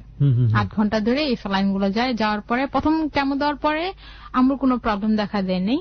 দ্বিতীয় কেমো 21 দিন পর, 1 মাসের মধ্যে 21 দিন পর দিতে হইতো। 21 দিন পর একটা করে কেমো দেওয়ার পরে আমার আম্মুর মাথা চুল পড়ে যায়, ব্রু পড়ে যায়, শরীরে যত পশম ছিল সব পড়ে যায়। আমার আম্মু খেতে নিতে পারে না, কিন্তু পেট বড় হয়ে যাবে। উনি বলে দিচ্ছে যে কেমোথেরাপি দিলে লিভার বড় হয়ে যায়, মানুষের লিভার বড় হয়, সেটা ভয়ের কিছু নাই, কিন্তু এমনি সিরাপ চলবে। এরকম দিতেছি, 6টা কেমো আমাদের পুরো শেষ হয়ে গেল। শেষ হয়ে যাওয়ার পর উনি আমাদের বলছে যে তোমাদের রেডিওথেরাপি দিতে হবে। রেডিওথেরাপি কি আমি জিজ্ঞেস করছি, বলছে এটা একটা ছ্যাকের মতন, বেস্টের মধ্যে এটা সেলাই শুকাতে সাহায্য করবে, এটা একটা ছ্যাক। তো ঠিক আছে ছ্যাকের এটা আমরা দিব, কিভাবে দিতে হবে? বলছে তোমরা প্রাইভেটে যাও। প্রাইভেটে গেলে কত লাগবে? বলছে ওখানে গেলে বুঝতে। তো আমাদের মিরপুর 1 নাম্বার ডেল্টা হাসপাতালে বা ডেল্টা ক্লিনিক যেটাকে বলে, ডেল্টা হাসপাতালে পাঠালো। ওইখানে গেছি পরে ওইখানকার ডাক্তার নামটা সঠিক আমার মনে নাই, উনি আমার কাছে 2 লাখ টাকা চাইলো যে 25টা থেরাপি দিব, 2 লক্ষ টাকা লাগবে। শুধু থেরাপি এরা সপ্তাহে 5 দিন দেওয়া হবে, শনি থেকে বুধবার পর্যন্ত, 2 লক্ষ টাকা লাগবে। তো আমি বললাম যে 2 লক্ষ টাকা তো দূরে থাক, আমার আপনাকে 2000 টাকা দেওয়ার ক্ষমতা নাই, সত্যি কথা যেটা। তো আপনি কি আমাদের কোনো হেল্প করতে পারবেন? বললো তাইলে কোনো হেল্প করতে পারবো না। তো আমরা শামসুন্নাহারের কাছে যোগাযোগ করলাম যে আমরা এখন কি করব, উনি এত টাকা চাইলো কোনো স্যাক্রিফাইসও করবে না। তো উনি বললো ঠিক আছে, তাহলে উনি যদি না করে তাহলে সরকারিতে চেষ্টা করেন। তো সরকারিতে কোনটায় যাবো আপা? বললো যে ঢাকা মেডিকেলে যান, ওইখানেও রেডিওথেরাপি দেওয়ার সিস্টেম আছে। তো ওইখানে গেলাম, ওইখানে যাওয়ার পরে ওইখানকার প্রসেসিং শুরু করলো, অনেক পরীক্ষা নিরীক্ষা করতে দিল, অনেক টেস্ট করাইলো। করানোর পর ওনারা বলতেছে যে আপনার অপারেশনটা তো ভুল হয়েছে। অপারেশনটা ভুল হয়েছে? অপারেশনটা কি ভুল হয়েছে? আপনার অপারেশনটা এইভাবে না। তখন আমাদের অনেকগুলা রোগী ডাক দিল, এখানকার যারা থেরাপি দিতে তাদের ডাক দিয়ে বললো যে আপনারা যদি মাইন্ড না করেন ওনাকে এটা আপনার অপারেশনটা দেখান। তো ভাইয়া বিশ্বাস করবেন, ওনার অপারেশনটা দেখলে মনটা ভরে গেছে যে এত সুন্দর অপারেশন হয়েছে। আমাদের থেকে কম টাকা দেয়, ওনারা 10,000 টাকা করে অপারেশন করছে, আমি 40,000 টাকা দিয়ে অপারেশন করছি। কিন্তু আমার অপারেশন দেখলে আমি গ্যারান্টি দিয়ে বলবো যে কোনো মানুষ দেখলে ভয় পাবে যে আমার মার এটা কি করছে, তার লাইফটা বরবাদ করে দিছে। আমার মা আয়নার সামনে দাঁড়াইলে এখনো জোরে জোরে গলায় কান্নাকাটি করে যে আমার জীবনটা নষ্ট করে দিল। ওনাদের অপারেশন দেখে ভাইয়া আমি এত এত খুশি যে আপনাদের অপারেশনটা কে করছে, বললো এখানকার ক্যান্সারের ডাক্তার। এখানকার আমরা যেখানে ক্যান্সার ধরা পড়ছে এখানকার ডাক্তার আমাদের অপারেশন করার সিদ্ধান্ত নিয়ে পরে যখন দেখছে আমার ক্যান্সার হয়ে গেছে তখন আমাদের বলছে যে আপনারা যেখানে এটা চিকিৎসা হয় সেখানে চলে যান, ভালো চিকিৎসা, ওখানে হাজারো ডাক্তার আছে। তখন উনি মহাখালী ক্যান্সার হাসপাতালে আইসাই অপারেশন করে। ওইখানে চেকের মেশিন নষ্ট দেখা এখানে ঢাকা মেডিকেল আসছে। তো এক ডাক্তার যাই আরো 4 ডাক্তারে নিয়ে আসলো যে দেখেন এই মহিলাটার কি অবস্থা করছে। আমার আম্মু সেলাই করছে এরকম ফাঁকা ফাঁকা, মানে দেখা যায় ভিতরের হাড্ডি দেখা যায়, এমন অপারেশন করছে। এটা শুনে আমার মা আরো ভয় পেয়ে গেল, কারণ রোগীকে ভয় দেখালে তো আরো বেশি ভয় পায়, সেটা এমনি ভয় পাইতেছে।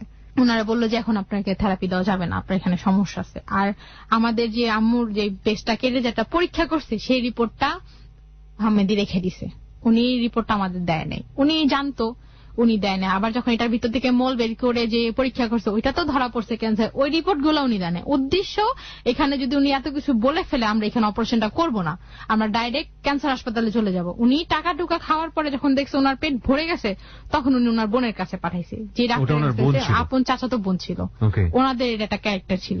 উনি এখন বর্তমানে তো জরিমানা দিতেছে, উনি এক কিডনি সমস্যায় যে ধরা পড়ছে। আহমেদ অ্যাপেন্ডিসাইড অপারেশন করতে যায়, সেই এক লোকের কিডনি গায়েব করে ফেলছে। যখন উনি আরেক জায়গায় যোগাযোগ করছে তখন ধরা পড়ছে। তখন উনি বর্তমানে আমরা এখানে আপনাদের সবাইকে একটু নক করছি, কিছু জিনিস আমাদের অনুষ্ঠানের সীমাবদ্ধতার কারণেই গোপন করতে হয়। আমরা এই নামগুলোকে এখানে গোপন করছি, সেটা আসলে খুবই দুঃখজনক এক অর্থে, কারণ এই মানুষগুলো থেকে আমাদের সচেতন হওয়া দরকার, প্রচার করলেই বরং ভালো হতো। কিন্তু এটাও ঠিক যে ও যে ঘটনাগুলো বলছে সেগুলো প্রুফ করা আমাদের জায়গাটি থেকে খুবই দুরূহ এবং দুঃসাধ্য। সেই জায়গাটি থেকে কারো সম্মান হানি করা যেহেতু আমাদের অনুষ্ঠানের এথিক্স বা ইজমের মধ্যে পড়ে না, সুতরাং সেই জায়গাটি থেকে আমরা ডাক্তারদের নামগুলো এখানে মিউট করছি। তবে আপনারা কিছুটা হলেও বুঝতে পারবেন ও যে ধরনের ট্রিটমেন্টের কথা বলছে, যাদের কাছে যাওয়ার কথা বলছে, পরিবেশগুলোর কথা বলছে, সেখান থেকে আসলে কোন ধরনের ডাক্তারের কথা এখানে বলা হচ্ছে। আপনার যে সমস্যাটাই হোক না কেন, প্রপার ট্রিটমেন্টের জন্য প্রপার জায়গায় যেতে হবে এবং সেই জায়গাটা বেছে বের করা প্রথমত আপনার দায়িত্ব। আর এইসবের ক্ষেত্রে যেসব জিনিস খুব সেন্সিটিভ শরীরের, সেই সব জায়গাগুলোর ক্ষেত্রে কোনো ধরনের কোনো কার্পণ্য এবং অবহেলা, আর অপারেশন করার আগে অন্তত 2-3টে ডাক্তার 2-3টে জায়গায় কাউন্সেলিং করে ভালোভাবে পরামর্শ নিয়ে তারপরে করা উচিত। ওকে, তারপর কি হলো বলুন? তারপর এখানকার ডাক্তার অপারেশন ভুল, এখন থেরাপি দিবে না, তো বললো আপনারা ডিসেম্বরের 4 তারিখে আসেন। ডিসেম্বরের 4 তারিখে গেছি, এই কয় মাস বাসায় টেস্টে থাকার পরে 4 তারিখে যাওয়ার পরে বললো যে আপনার এখানে মেশিন নষ্ট, আপনারা মহাখালী চলে যান। ওইখান থেকে সাথে সাথে মহাখালী যাওয়ার পর এখানে টিকিট কেটা ভাইয়া, সরকারি হাসপাতাল বলতেই পাগলের মতো ঘুরতে হয়, এই রুম থেকে ওই রুম। একটা কাজ ওনারা একবারে করাইলে পারে, সেটাকে 10 বার করাইছে। ওইখানে গেছি পাগলের মতো 3টা মাস ঘুরলাম। এই 3 মাসের মধ্যে আমার মার ব্লিডিং শুরু হয়ে যায়, সেলাই দিয়ে এত ব্লাড পড়তো, আমি কি বলবো, টিস্যু বলেন কাপড় বলেন সব সময় আমার সাথে রাখতে হইতো, এত ব্লাড পড়তো। কিন্তু একটা সমস্যা ছিল, আমার আম্মুর স্বাস্থ্য কখনো কমে নাই। এই যে কেমো দেওয়ার পর আমার মা মোটা হলো, এখনো পর্যন্ত মোটাই, কিন্তু শরীরে রক্ত নাই। ব্লিডিং শুরু হলো, আমি যে ওনাকে বলতেছি যে আমার যে 3 মাস ধরে আমি এখানে আসতেছি যাইতেছি, সিরিয়াল পাইতেছি না, তো আমাদের একটু কিছু তো করবেন। আমার আম্মুর তো সমস্যা হইতেছে, বলতেছে এখানে মালপানি ছাড়া কথা হয় না, ওইখানকার কিছু লোকেরা বললো। তো আমি বললাম কথা হয় না মানে আমি বুঝি না এই কথাটা। তো পরে একজন আমারে বললো কি যে সব জায়গায় কোনো কিছু আগে পেতে হলে একটু কিছু খরচ করতে হয়। তখন মা আমারে বললো যে তুমি তো বুঝো না, আমি বুঝাই, এখানে একটু টাকা পয়সা দিতে হবে। তো আমি একজনের কিছু টাকা দিলাম, 200 টাকা দিয়ে একজনের বলছি যে আপনি আমি 200 টাকা দিয়ে আপনি শুধু আমার সিরিয়ালটা, আমার খাতাটা নিচে থেকে উপরে উঠাই দিবেন। উনি 200 টাকা নিয়ে নিচে থেকে খাতাটা উপরে উঠায় যেদিন দিল 3 মাস পর, সেদিন আমি ডেট পাইলাম যে আজকের মধ্যে আমাকে এখানে টাকা জমা দিতে হবে। আমার আম্মুর কালকে থেকে থেরাপি শুরু, যেহেতু আমার আম্মুর প্রচুর ব্লিডিং হইতেছে। আমি ওইখানে যাইতেছি, আমি 2-3টা টিস্যু বক্স নিয়ে যেতেছি ব্লাড আটকে রাখার জন্য। শুধু আপনিই করছেন, আর আমার ফ্যামিলির মধ্যে ভাইয়া কেউ না। যে আমার বাবা, আমার আম্মুর সেকেন্ড হাজবেন্ড, সে আজও পর্যন্ত বলতে পারবে না যে আমি যে কোন ডাক্তারের কাছে গেছি তার চেহারাটা কিরকম। সে শুধু অপারেশনের দিন গেছে, সেদিন রাত্র ছিল, এর পরের দিন যে পরীক্ষাটা করতে উনি যে গেছে, এই ওনার শেষ যাওয়া। উনি আজও পর্যন্ত যাদেরকে আপনি বড় মা ছোট মা ডাকেন, খালা, ওনারও আসা নাই, কেউ না। আমার ফ্যামিলির মধ্যে শুধু দৌড়ানোর মধ্যে, যাওয়ার মধ্যে, কথা বলার মধ্যে একমাত্র আমি, আর কেউ না। ওকে, মাঝখানে একটা কথা বলতে ভুলে গেছি যে এই থেরাপি দ্বিতীয়টা, মানে ক্যান্সার হাসপাতাল যাওয়ার আগেই আমার বিয়ের প্রপোজাল আসে, আরেকটা সেকেন্ড বিয়ের প্রপোজাল আসে যে আমার নানা বাড়ির আমার আম্মুর আত্মীয় হয়, ছেলের নাম হচ্ছে আলামিন, মুরগির ব্যবসা করে, মানে নিজে ব্রয়লার মুরগি হাউস আছে, ওইখানে উনি আমাকে বিয়ে করবে, প্রপোজ করে। তো আম্মু হেরা রাজি হয় না, তো ওরা অনেক ফ্যামিলিগত ধরে টরে রাজি করে। তো আম্মু রাজি হয়, রাজি হওয়ার পরে আম্মু বলে যে ঠিক আছে, তো ছেলে ইমিডিয়েটলি ভাবে বিয়ে করবে। এভরিথিং সবকিছু জানার পরে বলতেছে যে আমি জেনে নিব, আমি কোনোদিন কোনো কথা বলবো না, আর আমি ওকে ওই চোখে কোনোদিন দেখবো না। তো ফ্যামিলি সবাই এখানে সায় দেয়, আমার এই আব্বু এটাতে রাজি, সেকেন্ড ফাদারও রাজি, আমার সবাই রাজি। রাজির পরে আমার এই তো 2014-তে এপ্রিলের 13 তারিখে বিয়ে হয়, পহেলা বৈশাখের একদিন আগে কোর্ট কাবিন হয়। ছেলে আমার আম্মুরা বলে যে আগের বিয়ে তো হয়েছেই নর্মাল ভাবে, এখন আমার কোর্টেও বিয়ে হয়, ওইখানকার কাজী দিয়ে পরে আবার মনোজাত ধরে বিয়ে করা হয়, হুজুর মসজিদে হুজুর দিয়ে আবার কোর্টে বিয়ে হয়, কাগজপত্র নিয়ে আসছি আমি, ওইখানে বিয়ে হয়। বিয়েটা হয়ে গেল, হয়ে যাওয়ার পরে এই বিয়ের মধ্যে আমি দৌড়াদৌড়ি চলতেছে আমার বিয়ের পরে। এই আম্মুকে নিয়ে যাওয়ার পরে 3 মাস পরে এখানে থেরাপি ডেট পাইলাম। 3 মাস পর থেরাপি ডেট পেলাম। আমাকে যেদিন ডেট দিল বলে এই মুহূর্তে আপনাকে 15,000 টাকা জমা দিতে হবে। তো সেটা তো রাস্তা নেই, কারণ এত টাকা নাই আমাদের কাছে। তো বাসায় চলে আসলাম, আসার পরে একজনের সাথে যোগাযোগ করলাম, আমার খালা একটা লোকের সাথে যোগাযোগ করলো, মানে যেখানে থাকে ওই পাশের বাড়িটা বাড়িওয়ালা, ওনার নামটা আমি বলবো না। ওই বাড়িওয়ালাকে বলে যে আমার বোনের অবস্থা অনেক খারাপ, ওনাকে মামা বলতো, উনি একটু প্রভাবশালী, ওনার ইনকামও ভালো, পয়সা ভালো, উনি অনেক মোটামুটি বহুত ভালো পয়সার দিক দিয়ে। তো ওনাকে বলে, তো উনি বলে যে আপনার বোনকে আমি দেখতে চাই। তা আম্মুকে তো একা নিয়ে যাওয়া সম্ভব না, আম্মু সবকিছুতে উনি বললো ওনার বিষয়ে, ওনার রোগের বিষয়ে বা ওনার কাগজপত্র নিয়ে ডাক্তারের কাছে যে জোর করে তার সাথে আমি কথা বলবো। আসছি, আসার ওনার সাথে কথা বললাম, উনি বললো ঠিক আছে আপনার মার থেরাপি দেওয়ার টাকা আমি দেব, আর আপনার মাকে আমি মোট 20,000 টাকা দেবো। কেন 20,000 টাকা দিবে? দরকার তো 15,000 টাকা। হ্যাঁ, উনি 20,000 টাকা দেবে। আচ্ছা আচ্ছা, বলেছে 20,000 টাকা দিবে। হ্যাঁ, ওকে। পরে আমি বললাম যে ঠিক আছে। আম্মু বললো, আম্মু কান্নাকাটি করলো, আমি কান্নাকাটি করলাম। উনি বললো ঠিক আছে, মানুষের আমার এত টাকা পয়সা আছে, আমি কাকে দেব, মানুষের হেল্প করা ভালো। তো মানুষের হেল্প করা বলো ভালো কথা। উনি আমার আম্মুর থেরাপির জন্য প্রথম দিল 10,000 টাকা। প্রথমে 10,000 টাকা, ওখানে অর্ধেক টাকা মানে বেশি অর্ধেক টাকাটা জমা দিতে হয়। 10,000 টাকা জমা দেওয়ার পর আমার আম্মু 10টা চেক দিছে থেরাপি, রেডিও থেরাপি 10টা দেওয়ার পর উনি আমাকে একদিন ফোন করলো। উনি একদিন আমাকে ফোন করে উনি যে কোন স্বার্থে টাকাগুলো দিছে ভাইয়া, সেটা আমি আমার আম্মুর থেরাপি যখন 10টা চলছে, যখন আমাকে বাকি টাকা দরকার ওনার কাছে আরো 10,000 টাকা পাবো, আমি ওনার কাছে কেউ টাকা চাইনি, উনি নিজে ইচ্ছাকৃতভাবে দিচ্ছে। তখন উনি আমাকে বাজে প্রপোজ করে। উনি আমাকে বাজে ধরনের প্রপোজ এইভাবে ভেঙে বলে না, বলে তুমি একটা বিবাহিত মেয়ে, তুমি কি বোঝো না একটা মানুষ স্বার্থ ছাড়া কি না করে। তো আমি ওনাকে বলি যে ভাইয়া আমি আপনার কথা আসলেই বুঝি না, আপনি ভেঙে চোরে কথা না বলে একদম ডিরেক্টলি বলেন যে আপনি কি বলতে চান। তো উনি বললো যে আমার সাথে তোমার এক জায়গায় যেতে হবে। কোথায় যাব? আমার সাথে তোমার একটু দূরে যেতে হবে। দূরে তো বলছি, জায়গার নাম অবশ্যই আছে, কক্সবাজার যেতে হবে। কেন যাব? তোমার নিয়ে আমি বেড়াতে যাব। কেন বেড়াতে যাবেন? আমার মা সমস্যা আপনি জানেন, আমি আমার মায়ের ছেড়ে কোথাও যাই না। এইটা বলার পরে উনি ফোন কেটে দেয়। ফোন কেটে দেওয়ার পরে উল্টো মানুষকে দিয়ে বলাইতেছে যে আমি জোর 10,000 টাকা দিছি, এটা ফেরত দিয়ে দিতে বলো। ওনারা তো আপনার কাছে টাকা চায় নাই, আপনাকে বলে নাই আমাকে টাকা দাও। আপনি ওনার বোনের কাছে সমস্যা শুনে বলছেন যে খালা আমি তো কত টাকা কত থেকে ভেঙে ফেলে একজন মানুষকে দিলে সে বেঁচে থাকলে আমাকে দোয়া করবে, ওই হিসাবে আপনি একটা মানুষকে একটা জিনিস দান করতেছেন। হঠাৎ পরে বলে যে ওনার মেয়েটা বেশি ভালো না, আমার দোষ দিতেছে। তো ঠিক আছে, আমার দোষ দিতেছে। তারপর ওনার সাথে আমি সরাসরি হই, আমি ওনার বাসায় যাই, ওনার যে অফিসটা আছে ওটাতে যাই। ওরা যাই বলি যে ভাই আপনি যে আমার নামে মিথ্যা কথাগুলো লোকের কাছে বলছেন, এটা কি ভালো বলছেন? পরে উনি বলে কি একটা লোকেকে যে কিছু নিয়ে আসো বাড়ি থেকে, মানে ওনাকে এখান থেকে সরাবে, পাঠানোর পরে উনি আমার সামনে এসে বসে, মানে উনি ওইখানে বসে থাকে, আমি ওনা থেকে একটু দূরত্ব, মাঝখানে টি টেবিল থাকে, উনি এখান থেকে সরে এসে আমার পাশের সোফাতে বসে বলে দেখো বৃষ্টি, তুমি যদি আমার সাথে রিলেশনটা ভালো রাখো তাহলে তোমার মাকে আমি দরকার পড়লে মাদ্রাস নিয়ে চিকিৎসা করব, সেই সামর্থ্য আমার আছে, তুমি সেটা জানো। আসলে আমি সেটা জানি, ওনার সেই সামর্থ্য আছে, ওনার 5টা বাড়িই আছে ঢাকা শহরে। তো বললো তোমার মাকে আমি মাদ্রাস নিয়ে চিকিৎসা করব, তোমার মাকে আমি হ্যান্ড করবো ত্যান করবো, অনেক কিছু বলতেছে, মানে আমাদের একদম ধনী বানায় ফেলতেছে। কিন্তু তোমার সাথে আমার সত থাকবে, তুমি আমার সাথে একটু রিলেশন রাখবে। কেমন রিলেশন সেটা তুমি বুঝো। তো আমি অবশ্যই বুঝি, আমি একটা বিবাহিত, আমি একটা ছেলে আমার সাথে কেমন রিলেশন রাখবে। সে ছিল না, সে অলরেডি তার একটা মেয়েকে বিয়ে দিছে, ছেলেকে বিয়ে করবে, তার বয়সটা অবশ্যই মোটামুটি বহুত বেশি হয়ে গেছে, সে আমার বড় ভাইয়ের চেয়েও বড় বয়স। তো সে আমাকে এই ধরনের প্রপোজ করে, দিন পর দিন ফোন করে, রাত্রে 12টা 1টা পর্যন্ত ফোন করে, আমি রিসিভ করি না। তো আমার ফ্যামিলিতে সবার কাছে বিচার দিছে যে আমি ওর মারে হেল্প করতে চাই, এই মেয়ে নিতে চায় না, উল্টাপাল্টা কথা বলে। তো আমার ফ্যামিলি, আমার যে খালাগুলো আছে ওনারা আমাকে অনেক কথা বলে। আমি কারোর কাছে কথাটা ভেঙে বই না, আমি আজকে আপনার সামনে বলতেছি, আমি বলতে পারি নাই। কেন বলতে পারি নাই? কারণ কিছু মানুষ আছে টাকার জোর, কিছু মানুষ আছে মুখের জোর, কিন্তু আমার দুইটার একটাও নেই। তারপর ওনার সাথে আমি লাস্ট টাইম দেখা করি কিছুদিন আগে, উনি অনেক রিকোয়েস্ট করে আসতে বলে, আমার ফ্যামিলি সবাই বলে যে ওরা আসতে বলেন, গেছি।